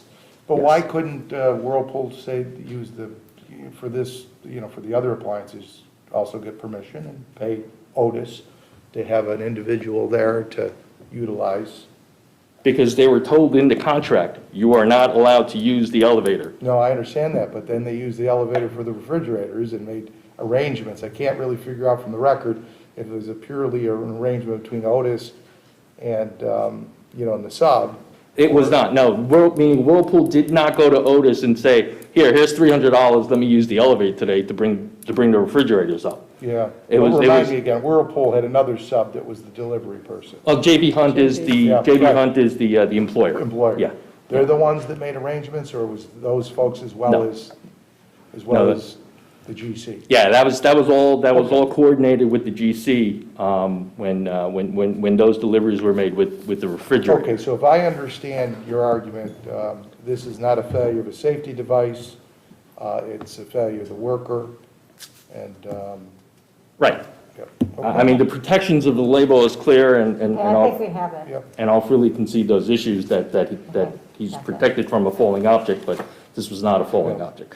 As to the indemnity issues, on the contractual indemnity claim, there's a master subcontract agreement. We concede, Whirlpool owes indemnity. Then there's a modification of that. Paragraph 20 of that modification on page 891 of the record clearly states that the indemnity is not owed unless there's negligence or fault of either Whirlpool or JB Hunt. On their motion for summary judgment on the contractual indemnity issue, the defendant failed to support their motion with admissible evidence establishing that Whirlpool was negligent or at fault for the happening of the accident. On that issue, the trial court already ruled that the 200 and common law negligence claims were dismissed. There's no appeal taken from that issue by any party here. Yeah, So, if there's as a no, matter of- and in addition, based on your other arguments, if there's no 240 subdivision 1 violation, it gets you there. Oh, yeah, I mean, look, if you rule in my favor on the 240, then, there's no indemnity. We understand. Having failed to establish that Whirlpool was either negligent or at fault, or JB Hunt was negligent or at fault, there's no triggering of the indemnity agreement, and therefore, that claim should have been dismissed. Sure. And lastly, on the breach of contract claim, the contract called for 1 million primary, 5 million excess. At page 612 and 613 of the record is the declarations page, and it shows 1 million primary, 5 million excess, Lucchese, and anyone who Lucchese is required to indemnify are additional insureds, including Episcopal. And on 613, there's a whole list of names of people and entities who are additional insureds under the policy. I think we have that. So there's no breach of contract claim. Thank you.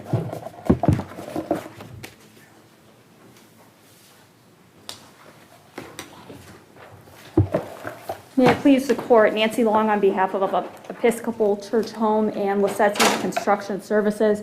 With respect to 240, unless the court has any questions, I'm just going to rest on the arguments in my paper and join in Mr. Zhu's arguments with respect to that, with the exception of just pointing out that it was on Whirlpool to determine hoisting. That was in the contract. It was very clearly laid out in the contract. It was not on Lissetti to determine that. And the elevator usage was coordinated through JB Hunt with Otis. With respect to the contractual indemnification, I want to talk about that because I think what Whirlpool has entirely missed here is that there were two arguments brought before the lower court. There was the indemnification provision in the contract, which was 6.7, and then there was also the remedy provision that was set forth in the contract, which was 6.8.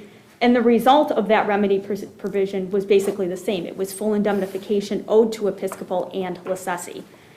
With respect to the contractual indemnification section, which is 6.7, Whirlpool agreed to fully indemnify Episcopal and Lissetti for all claims, all losses, and then it was modified in the standard modifications to the extent of Whirlpool's negligence or fault. Fault is a much broader concept. Or JB Hunt's negligence or fault. Whirlpool agreed per that contract to be responsible for everything. They were responsible for the labor. They were responsible for delivering and installing. They were responsible for the hoisting. They were responsible for providing supervision over how the appliances were going to get into this building. They were also responsible for the safety of employees that were going to be doing this delivery and installation of the appliances. Episcopal and Lacessi didn't play any role in that. Whirlpool and J.B. Hunt provided all of the direction for doing the work and accomplishing it. They provided the tools. They provided what supervision was provided. So if there's either a question of fact or there is a finding of a violation of 240 subdivision 1, as I understand your argument, that implicates or brings into the game 6.7. That would be correct That because was really, and I know maybe I didn't fashion the question properly, that was really my question to opposing counsel. In other words, yeah, maybe if you're successful on a 200 claim where there's a determination that there's no negligence, that doesn't necessarily get you out of the indemnification, because if either there's a question of fact or a finding of a violation of 240 subdivision 1, then you want this indemnification to be applied. exactly. Yep, So I got it. Yep. yes, if there's a failure to provide the device or it's inadequate, that was on Whirlpool per the contract. So that gets triggered. So we feel the lower court was correct in finding that 6.7 was triggered and that Lacessi and Episcopal were entitled to full indemnification based on that. Then there's 6.8, which was a whole separate provision which dealt with the insurance. Within the contract, the MSA was a provision that said Whirlpool recognizes the importance to get the type and kind of insurance required by the contract. The type and kind was primary and non-contributory insurance, with limits of 1 million primary, 5 million excess.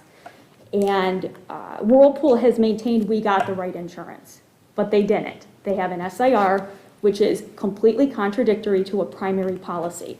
Primary policy of insurance. Yeah, we understand. Is a policy that pays first. So I believe Or I that. understand that. I shouldn't speak for the Okay. So it's the wrong opposing insurance. counsel says he doesn't, but. Well, and to speak to that, they keep pointing to a certificate of insurance within the record. That is not evidence of the existence of that policy. We submitted the policy to the court. Let me rephrase what I said. I understand what your argument is. That's And we're going to have to. yeah, that's a better way to put it. Yeah, and then we'll have to figure out whether that complies with this primary non-contributory and excess requirement under 6.8. Whirlpool's responses to the tenders by Travelers Insurance actually was a blatant admission by them. We didn't get the right insurance because they said we have an SIR.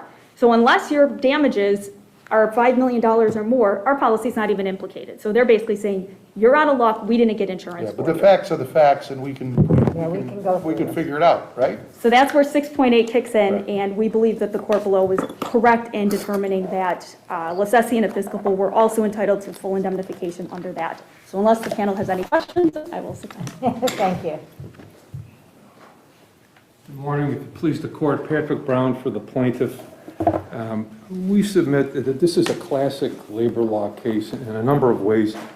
The dolly that the plaintiff was provided was clearly inadequate for the task at hand. And the task at hand was what? The task at hand was moving appliances, dishwashers, those types of In appliances. this instance, was it a stove and a microwave? A stove and a microwave. Up 5 floors? Up 5 floors, and they had to do this to fill the whole 5th floor. It wasn't just for one unit. And when they got them up there, they had to drill holes to install them. Something failed. Something failed. And Judge, this case, I think, is a lot like the ladder and the scaffold cases that this court sees all the time, where a defense is, well, there was no defect in the ladder or there was no defect in the scaffold, yet the scaffold or the ladder moved, causing the worker to fall, and liability is found all the time. Yeah, in other words, it's not the right device for the task at hand, and Precisely. another device should have been provided. Precisely, Your Honor. So now I've got a question for you, okay? So what does this, the idea that the contract stated that the elevators weren't available, okay? Yes, And sir. so how does that play, or any other device? What is the proper device? I guess your expert says a hoist, Judge, we didn't use an expert, the defense used an expert. Okay. But just to answer the Well, question. the argument Yeah, on- our in your argument, brief Judge- is either a hoist or the elevator? Yeah, our argument was the elevators, Your Honor. And again, this, not to get philosophical, but this is precisely why we have the labor law. Because the issue of, we'll save a few bucks on the backs of workers was decided a long time ago. It was No, not I the way get we're it, but I going want to to do get it. into the details here. Well, You know, in other words, your point, they say, I'm not going to get into the record, they just say, this is the way we do it. And you say, that's not relevant to the inquiry. No, that's correct, Your Honor. And so your point is that, look at, and the little discussion you had and argument or agreement with Justice Niemeyer, that in other words, it doesn't matter that, you know, that the individual's back went out, the coworker's back went out, it's that this is not the proper device for the task at hand. So what is the proper device? Under these circumstances, Judge, it would have been to use the elevator.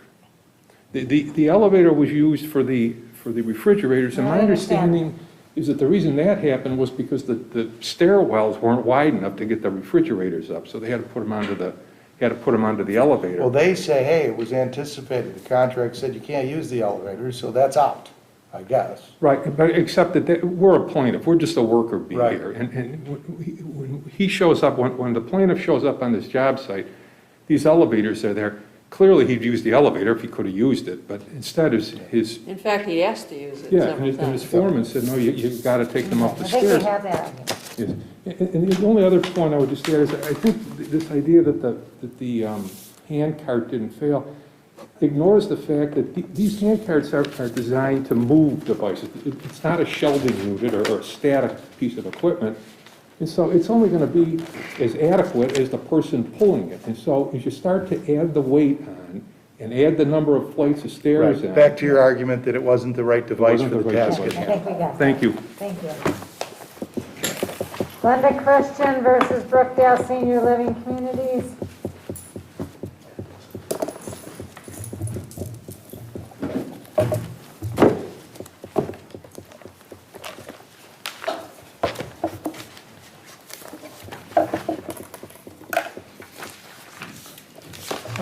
Good morning, Your Honors. May it please the Court, I'm Rick Seraph. I'm here for the appellant, Thomas Kepinos. As you know, we have moved to amend our answer to add both a affirmative defense of fraud and a counterclaim against the plaintiff for I'm really frivolous. confused on this. I'm going to. Okay, Your Honor. Her suspension order didn't start until the 26th, I believe, of January, and this happened on the 21st, so I don't really understand where you're coming from. Well, Your Honor, it's an interesting point because we started depositions on this case prior to COVID, and actually the continued deposition of the plaintiff is actually scheduled for this month. So this is kind of a case in motion, if you will, from a discovery standpoint. But to avoid a delay in seeking an amendment of the pleading, we tried to first tender and then moved, Your Honor. It is our belief that there's a material issue of fact as to whether or not the plaintiff was lawfully on the property on the day of the accident. And let's say she wasn't, does that excuse the owner's responsibilities with respect to the place being safe? Well, I think, Your Honor, it goes in part to the credibility of the plaintiff as well as to the happening of this accident, whether it's legitimate or not. Frankly, Your Honor, it's a unwitnessed accident where the plaintiff alleges... Well, unwitnessed accidents happen all the time, and it's for a jury to decide whether they believe it did or did not occur in the manner in which it is claimed to have occurred. And they consider evidence. Yes, Your Honor, but also we believe that, as with the allegation of fraud, that if the plaintiff was not legally at work that day, that is one further argument from our standpoint as to her credibility. So if she wasn't legally at work, it was okay for her to slip and fall, if she did? Well, Your Honor, I think is it right or wrong? She shouldn't have been at work that day. So I feel that based on the fact that she's an RN practicing as a licensed practitioner. Okay, I think we have that argument. Okay, anything further? Your Honor, no, we just take the position that this is freely given traditionally by the court, and importantly, discovery we're still in the midst of. But we needed to pursue in a timely, reasonable fashion the amendment that we sought. Thank Does it matter, Mr. Collins? It doesn't matter. I think it's wholly irrelevant. Basically, the appellant here is a subcontractor doing rug installation and left something in the way in a storage And room. again, whether she was there as an RN or not, first of all, doesn't matter. She's Yeah, there. and it's undisputed that she was working as a nurse that day, employed by a company called Amedisys, Right. taking care of patients. I think it's akin to if somebody, was driving for an employer regularly on behalf of work, had a license suspended and was If her license T-boned is with the suspended, right-of-way. Counsel kept saying it goes to credibility. It doesn't go to liability. Right. That's And correct. credibility will be determined by the jury when they hear it, and they can cross-examine her as to whether she was licensed that day or not. But I don't see the connection between the claim fraud, her not being licensed, and her tripping over the carpet. I just don't see the connection. I'm struggling on that. I fully agree, Your Honor. I I mean, think that's what you would say, Mr. Collins. I don't understand either. Thank you, Mr. Collins. Thank you, Your Honor. The Harrington Hotel Inc. versus Village of Warsaw.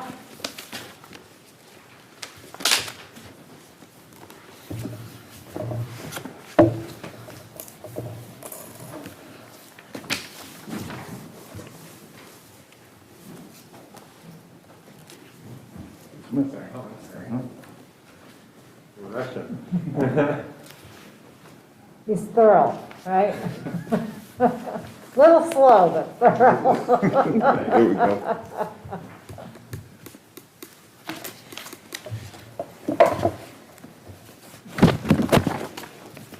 Go ahead. Good morning, Your Honors. John Tantillo for appellants to the Harrington Hotel and Randy Hare.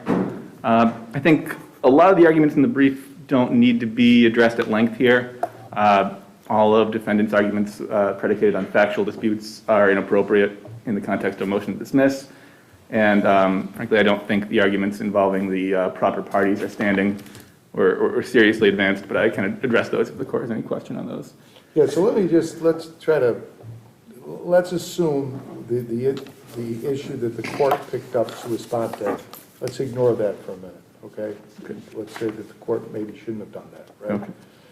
Tell us what conduct you're speaking of in this complaint that was cast at scope of employment that took place within the proper 1 year, 90 days.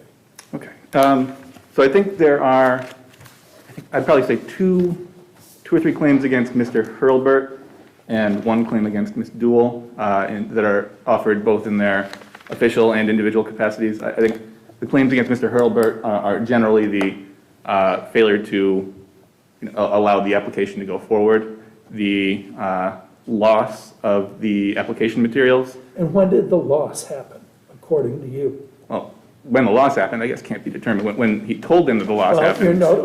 Your notice of claim says the claim first arose October 15, 2009, when you claim they negligently lost the application. That would be when they informed him that the application was lost. And what's the statute of limitations against the municipality for negligence or its employees? Well, isn't it 1 year and 90 days? It's 1 year and 90 days from when the claim is ripe. And as we, I think, argued in the briefs, the claim did not ripen until the plaintiffs were ultimately issued the final denial by the Zoning Board of Appeals.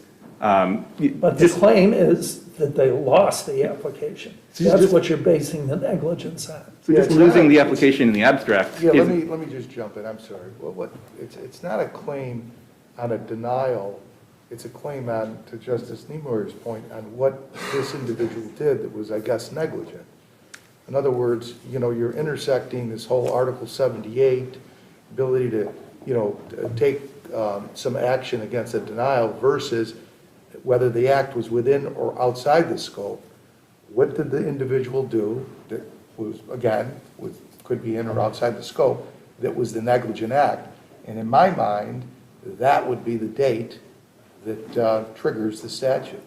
Well, the abstract loss of some materials that we don't know exactly when it happened, if it even happened. Part of the allegation is that they just opposed the project and they were giving a hard time. The abstract loss of materials isn't necessarily when he's injured, it's when that loss was applied to deny his application. He's received multiple building permit extensions over years, and then all of a sudden, oh, we're not going to issue this one because, oh, we lost the materials. He's entitled to unlimited extensions. This project was started with a demolition permit in 2005. Then in 2007, he finally applied for a building permit. It was renewed the next year in October 2008, and he applied for a second extension in 2009. And you claim the materials were lost then and it had to start over again. So it seems to me, on the negligence claim, it's October 15, 2009, based upon your notice of claim. Well, we did cite cases that say the injury isn't cognizable in courts until it's final. And here, the application wasn't necessarily dead until first the code officer denied the renewal, and then second, the ZBA upheld that denial on the appeal. So if he just sued as soon as the building materials were lost. It's a negligent denial. The claim of negligence is that you say they lost something, not that they denied the permit negligently. Well, that is actually part of it. We do You're say. saying, but the injury didn't take place until the denial. Yeah, but also the permit was denied not just because of the lost materials, but there were some, absurd grounds raised for the denial. They somehow claimed that his variance has expired, despite the fact that variances under New York state law don't expire, and nothing in the code allows for the expiration of variances. The slipshod way that this application was handled is part of the negligence. And while a big moment in that negligence was the claimed loss of materials, which we're not even accepting happened. We're saying we're accepting they say it happened as a basis to deny the application, but they just didn't like my client. Okay, I think we got your argument. Okay. The issuance of a building permit is ministerial in the Fourth Department. It was recently held and affirmed by this court and affirmed by the Court of Appeals. And I don't think the arguments involving the notice of claim are advanced very seriously either. There's no rule of law that requires individual agencies to be named in the notice of claim. No authority supports their argument that my clients were the improper parties for the notice of claim. And What about just in general? Was the motion also geared at not being the proper party? It's undisputed, right, that really the only potential argument for proper party is the agency argument, that he was the agent for e-properties? Do you agree with that or disagree? well, there are two parties, both of them are proper. The hotel was the proper party because it was the listed applicant for the application.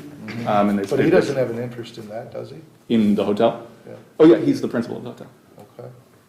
And then Mr. Hare was listed as the applicant because he was the contract vendee of the property. And case law has held unanimously that both of those circumstances make someone the proper party for a lawsuit. Thank you. Thank you. Good morning, Your Honors. I'm Jerry O'Connor. I'm here on behalf of the respondents. To talk about the statute of limitations, I think Judge Moyer was absolutely correct that the notice of claim lists was dated October 20th, 2011 for an incident that happened in October 2009. That on its face is improper, late, and it didn't give any insight as to anything other than civil rights complaints and torts. And so the first complaint in federal court went far outside of that. The actual complaint that was served in the state court action changed the causes of action. They went from intentional and negligent infliction of emotional distress to just general negligence. And tortious interference. So is your argument it doesn't matter when the permit was denied because the claims are based upon negligent conduct? No, the permit denial triggered the beginning of the statute of limitations. And when was the permit denied? That was denied, and I have it written down, so I better put my glasses on. Oh, I didn't write it down. Oh, yes, 10/15/2009. And that's what the notice of claim says? Yes. And the first complaint was March 24th, 2012, and the notice of claim was September 20th, 2011. Well after the 1 year and 90 days, but well after the 90 days. What was for the date of the notice of claim again? I thought it was October. October, the date of the incident that they claimed triggered the notice of claim was October 15th, 2009. The notice of claim itself was dated September 20th, 2011. September 20th, 2011. Yes. Yeah, okay. And then the complaint itself was March 24th, 2012. And what about standing? Well, Your Honor, that's an interesting question because while the Heriton Hotel was the applicant, it didn't have any interest in the hotel at that point. No property was ever, it didn't own anything. I mean, it was just an entity that existed. It didn't have Okay. any interest in the real property or anything else. The only party that had any interest in the real property was eProperties, the owner. Okay, what about this contract vendee argument? Well, Your Honor, In other words, let me say this. You bring a motion to dismiss, to say, hey, the Harrington Hotel or this individual doesn't have an interest in the property, not the proper party, standing problem, right? Yes. And then in addition, he says in his complaint that the individual is the agent for eProperty, but we've done a, search, and we see that they're not named as an agent with New York State, that the notice of claim doesn't say that they're agent. They don't explain anywhere how they're the agent. You can't disprove a negative. So now, even though it's a 3211, now the ball's into in their court, and they have to come forward with some proof that they do have some agency relationship with the property owner and properties. yes, Your Honor, and they failed to do that. And, I would take issue with one thing you said, Your Honor, and that's we did come forward with affirmative proof. We have the Secretary of State filings, which don't list an agent. They don't list either the Heron Hotel or Mr. Hare as an agent. Yeah, maybe I of eProperties. misspoke. I mean, and there's a little bit of a difference between, an agent for that purpose and an agent for purposes of completing, perhaps a project. But you only have what you have, and you come forward with that proof, that affirmative proof, and you can't disprove a negative and otherwise, and they have to come forward and say, wait a minute, I have a document that gives me the authority to act for this property, and they didn't do so. That's correct, Your Honor. Okay, I think we have your argument. Okay, thank you. It's nice to be back in court. Jody Gerber versus Joanne Cobbler, and Justice Carney is recused on this matter because it was 6 times or more.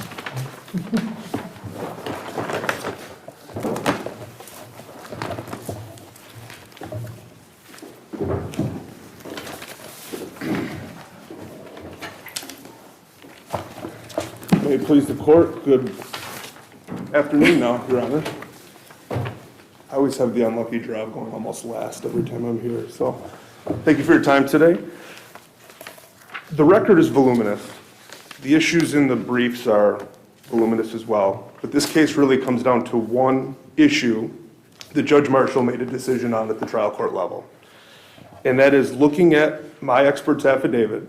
And with respect to your expert's affidavit, Yes, your expert does refer a number of times to guidelines. that is correct, Your Honor. Does that invalidate it? It does not. Justice Marshall refers to the Diaz case, as does Mr. Heiser in his papers both at the trial court level and here. In my view of Diaz is that the guidelines set the standard of care solely. And in this case, Dr. Meisner references guidelines. I think that's fair. Judge Troutman, you referenced that. He also talks about his experience. He also talks about his role as a cardiologist. When he speaks of his experience, he states basically his curriculum vitae, but specifically as to what did or did not occur here, does he assert specifically, directly, what he does in practice that she deviated from here? I would say that everything that Dr. Meisner lays out, I think it's in paragraphs 1 through 6, essentially, of his expert affidavit, is circled back in paragraph 32 of the expert affidavit, which references these guidelines That's very true. But also the practice standards and the good and professional practice standards that he has articulated, that he participates in, that he knows. Counsel, I'm looking at paragraph 9 of his affidavit. After he says, based upon the aforementioned documents and my education reviewing the above documents, and he listed all the medical records. My education, training, knowledge, and experience, and my familiarity with the local standards.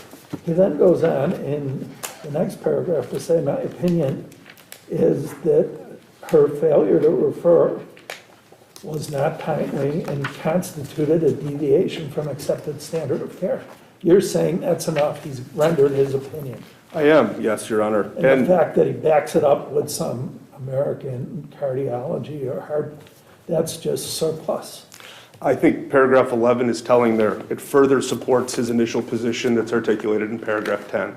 So you would argue this is just the classic dueling experts? I would, yes, and I would say Justice Marshall nipped this a little prematurely. I think some of the articulation in our motion that Dr. Cobbler didn't meet her standards in filing her initial expert affidavit, I would actually concede to this court that Mr. Heiser is correct in arguing that that was not proper to be in front of this court. I think Dr. Cobbler submitted an expert affidavit on her end. We submitted an expert affidavit of Dr. Meisner disputing some of the contentions that Dr. Cobbler made, and that is clearly for a jury to decide, and it was not for Justice Marshall to eliminate a jury hearing. That's what we're going to look at. Thank you. Thank you, Your Honors.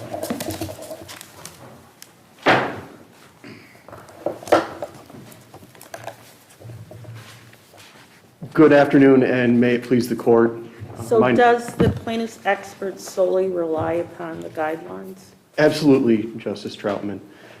The guidelines are inextricably tied to the affidavit. The affidavit is nothing more than a cover page of his qualifications and then wrote regurgitation of these guidelines, which are just that. They're guidelines. They do not say... Counsel, that's not the way I read paragraph 10 on record 555. It's my opinion within a reasonable degree of certainty, and it's deviated from the standard of care. He never once mentions the guidelines in that sentence. Your Honor... Number paragraph. Justice Niemoyer, this court does not look merely at the conclusory assertions of the expert. It looks at the substance that backs up those assertions. And when you go through the affidavit, this expert's opinion is that referral to a cardiac surgeon, that Dr. Cobbler's assertion that referral to a cardiac surgeon was not indicated and the non-referral was a deviation, the basis for that opinion is these guidelines. The basis for that opinion is the guidelines say that an ejection fraction of 50 to 55 indicates a referral. Dr. Cobbler didn't follow the guidelines, therefore, Dr. Cobbler deviated from the standard of care. And a review of the affidavit really proves that point, Your Honor. Paragraph 22. The expert says that the failure to refer indicates a deviation from guideline statements and references that applied to Mr. Geberig. And I would note, not one time does the expert say that these guidelines applied to office-based cardiology care. Not once. Not once does the expert say that these guidelines... But he says, in his opinion, it's a deviation from the standard of care. In his opinion, that's what experts are paid to do, give their opinion. He gave his opinion, he says it was a deviation, he says what the standard is, and then he also says, because the standard is backed up by these guidelines, you're saying, oh, he should have never mentioned the guideline. Respectfully, Your Honor, I disagree.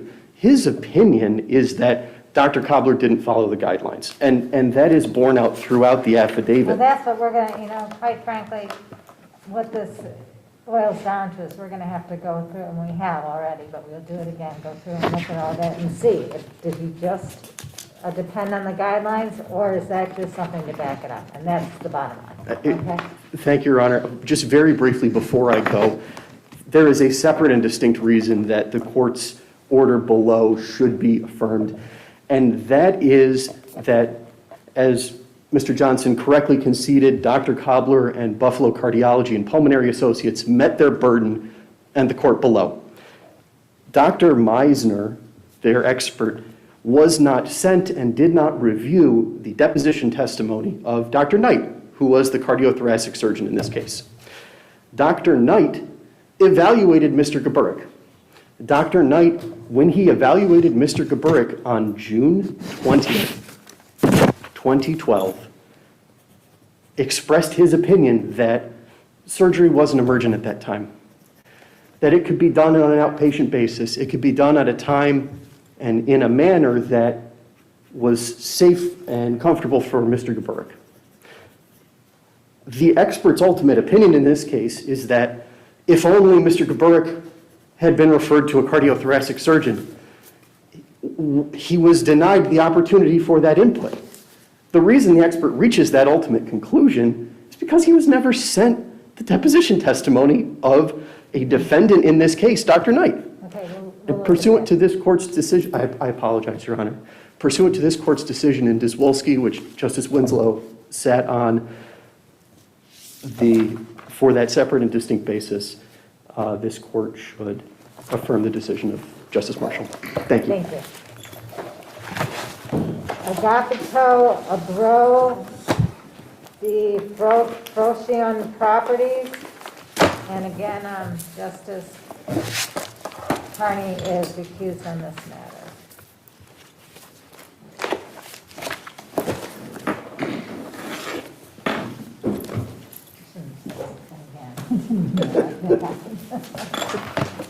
I don't take his feelings. I don't know.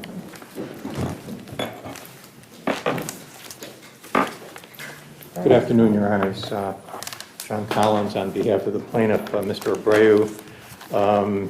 My first point is that the trial court improperly granted summary judgment in defendant's favor, dismissing plaintiff's labor law section 241 subdivision 6 claim insofar as premised on section 23-2.1A1 of the Industrial Code. As the court is aware, this court recently treated that in a case that was handed down after plaintiff filed his opening brief in this case, in the case of Slow versus Lasassi Construction. And in that case, the court recognized that the rule has three distinct obligations that are imposed upon owners, contractors, and their agents. The first, that all building materials shall be stored in a safe and orderly manner. Second, that the material piles on the job shall be stable under all conditions. And third, that piles shall not be located so they do not obstruct any passage. So is the racking system in use or stored? It was, at the time, stored by being leaned against a support column within the... Counsel, it seems you have a broad definition of what that means. They were offloaded in bundles and put somewhere.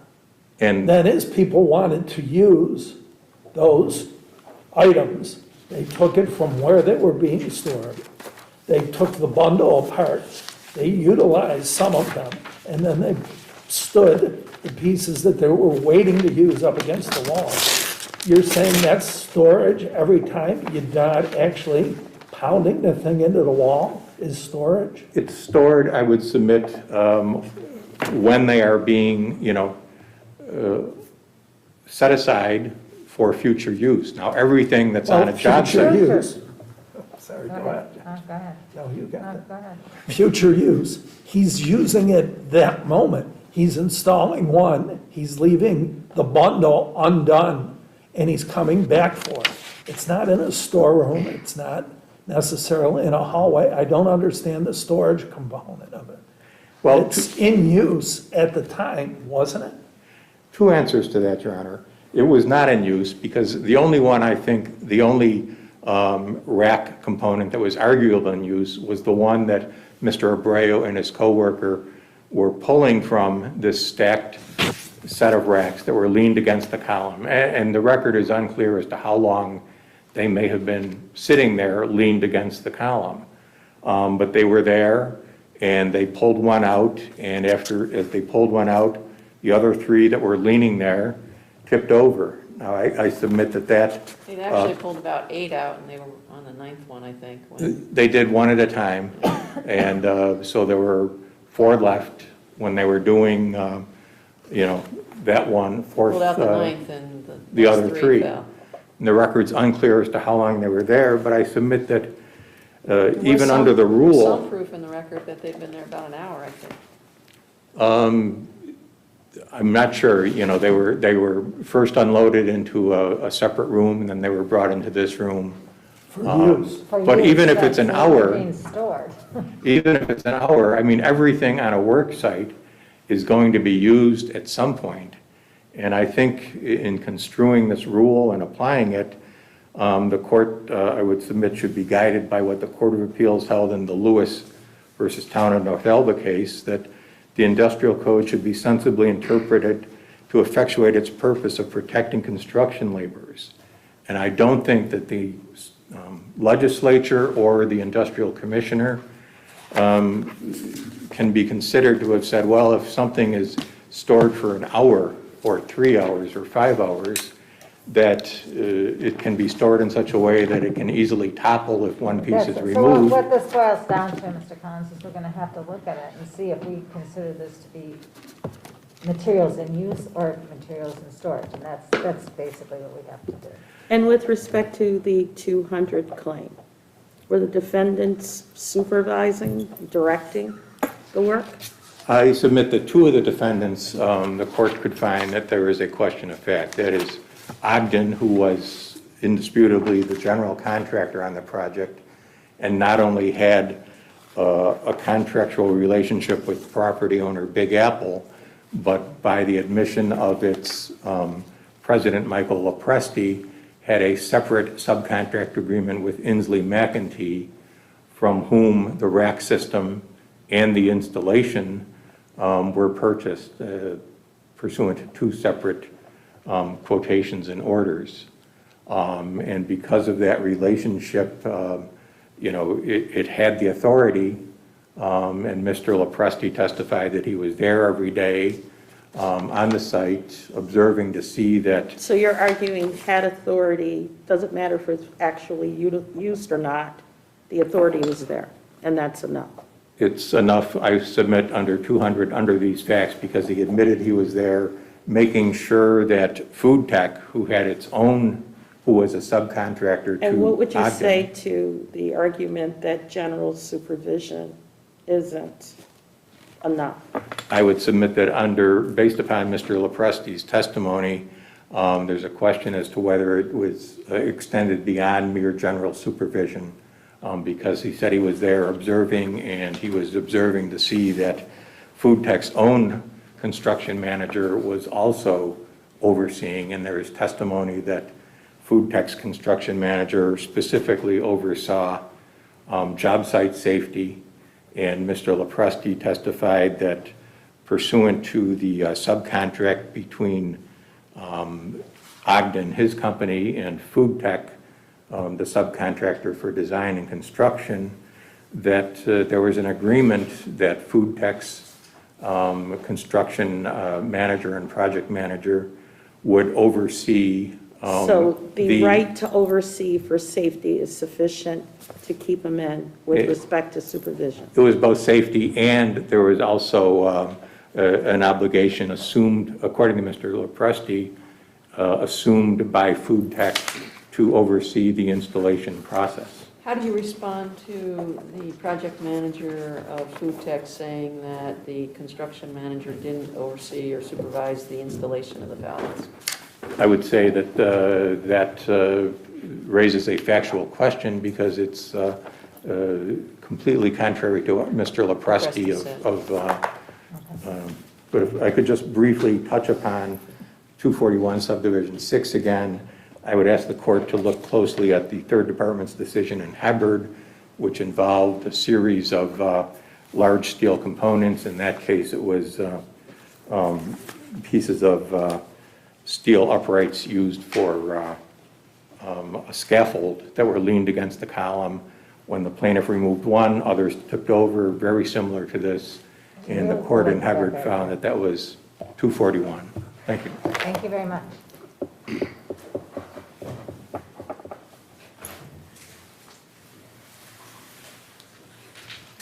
May it please the court. Your Honor, my name is Tom Reedy. I represent Food Tech. I think the court gets the storage issue, so I'm not going to address that. I'm going to direct my argument to two things. Whether 241.6 even applies to Food Tech, because Food Tech was neither the owner or general contractor, and therefore there's no duty under 241.6 that applies to Food Tech unless it was delegated the authority to direct and control the work of the contractor doing the pallet rack installation. The contract between Food Tech and Ogden stated explicitly that the pallet rack work was going to be procured by the owner from local subcontractors, and that the only part of that work that remained under Food Tech's contract was design, specification, and coordination. Design and specification dealt with whether the pallet racks were going to fit inside this giant structure. Right, so they weren't. And coordination deals with whether the site would be available and whether the delivery could be made at a particular time. It did not impose any supervision or control. It explicitly excluded everything except for coordination. Counsel said that Mr. Lopresti testified that Food Tech had an oral agreement to supervise. Well, the parole evidence rule says that if you have a written contract, you can't modify it through a pre-existing oral agreement if the contract is unambiguous. And there's nothing ambiguous about saying the only part of Food Tech's contract was coordination, number one. Number two, there was an integration clause in this contract which said any prior representation, agreement, etc., was superseded by the written agreement. So Mr. Lopresti's testimony cannot create a question of fact because it cannot be considered by this court. Second argument, and there is no testimony that Food Tech actually was involved in supervising the pallet rack work. There's no testimony that it did. People said, well, Food Tech gave out vests, hard hats, made sure people were wearing boots. Food Tech had... That's not, we understand. Okay, those don't rise to the level of actual supervision. The last point I want to make is 241.6, and the law under it requires that a regulation to support a 241.6 claim has to be concrete and specific. I recognize that this court in Slough said there's three distinct obligations in that industrial regulation, but the one that plaintiffs are relying on merely says pile shall be stable. And this court in Goss, under a very similar regulation, said where mobile cranes shall be so constructed, placed, or operated as to be stable, this court said that's not sufficiently concrete and specific to support a 241.6 claim. It's almost the identical language in the industrial regulation that plaintiff is pointing to. Therefore, it too can't be sufficiently specific and concrete to support a 241.6 claim. So whether it's whether the regulation is applicable, my client's out because they didn't have delegated authority. And then the other argument is that it's not applicable. Under 200, the law is very clear. Being on site, observing something, having general authority doesn't rise to the level of actual supervision. We understand that. Thank you. Thank you. May it please the court, Nancy Long on behalf of NYAppDiv4. I'll address simply the issue of whether 241.6 even applies to NYAppDiv4, unless the court has any questions about the 23-2.1 regulation. As set forth in our brief, NYAppDiv4 was the manufacturer of the pallet rack. They were contacted by Inslee McEntee. Once the design was decided on, they manufactured the rack. They bundled it up and they sent it to the FedEx, or to the building on FedEx Way. They were never delegated with any specific authority to oversee the installation. They did not have anybody on site during the installation. There's no contract running from either a GC or an owner to RIGI-RAC. Plaintiff has argued that the operative contract is the proposal between Big Apple, the owner, and Inslee McEntee, which included simply installation as a line item. Nowhere in that proposal was Inslee McEntee ever delegated with any type of oversight authority over the installation. And the only contract between Inslee McEntee and RIGI-RAC is a purchase order. That too is devoid of any obligations placed upon RIGI-RAC to oversee safety on the job site or to make sure I understand that. the labor law is complied with. So we believe in the first instance that RIGI-RAC was not even a proper 241-6 or labor law defendant, so would not even be applicable to them. Thank you. Thank you. May it please the court. Raul Martinez for the Inslee McEntee defendants, Goldberg Segala. Without reiterating the arguments of other counsel, as a preliminary matter, I just want to make sure the court recognizes that the appellant did not appeal the decision to dismiss as against KD Steel Fabricating and that party should be out.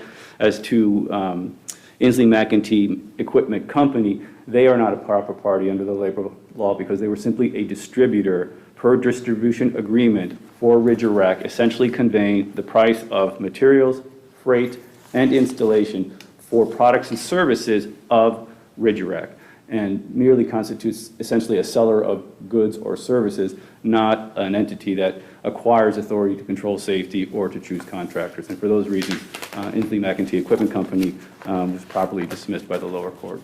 Thank you. Good afternoon. Matthew Lenahan for Ogden. I'm not going to reiterate the arguments of my capable colleagues, but I'll simply say that the statements of Mr. Lopresti referenced by plaintiff counsel are the exact type of general supervisory control that this court has found repeatedly to be insufficient under the labor law. So happy to answer any questions. Otherwise, I will rest on my brief. Thank you. Thank you.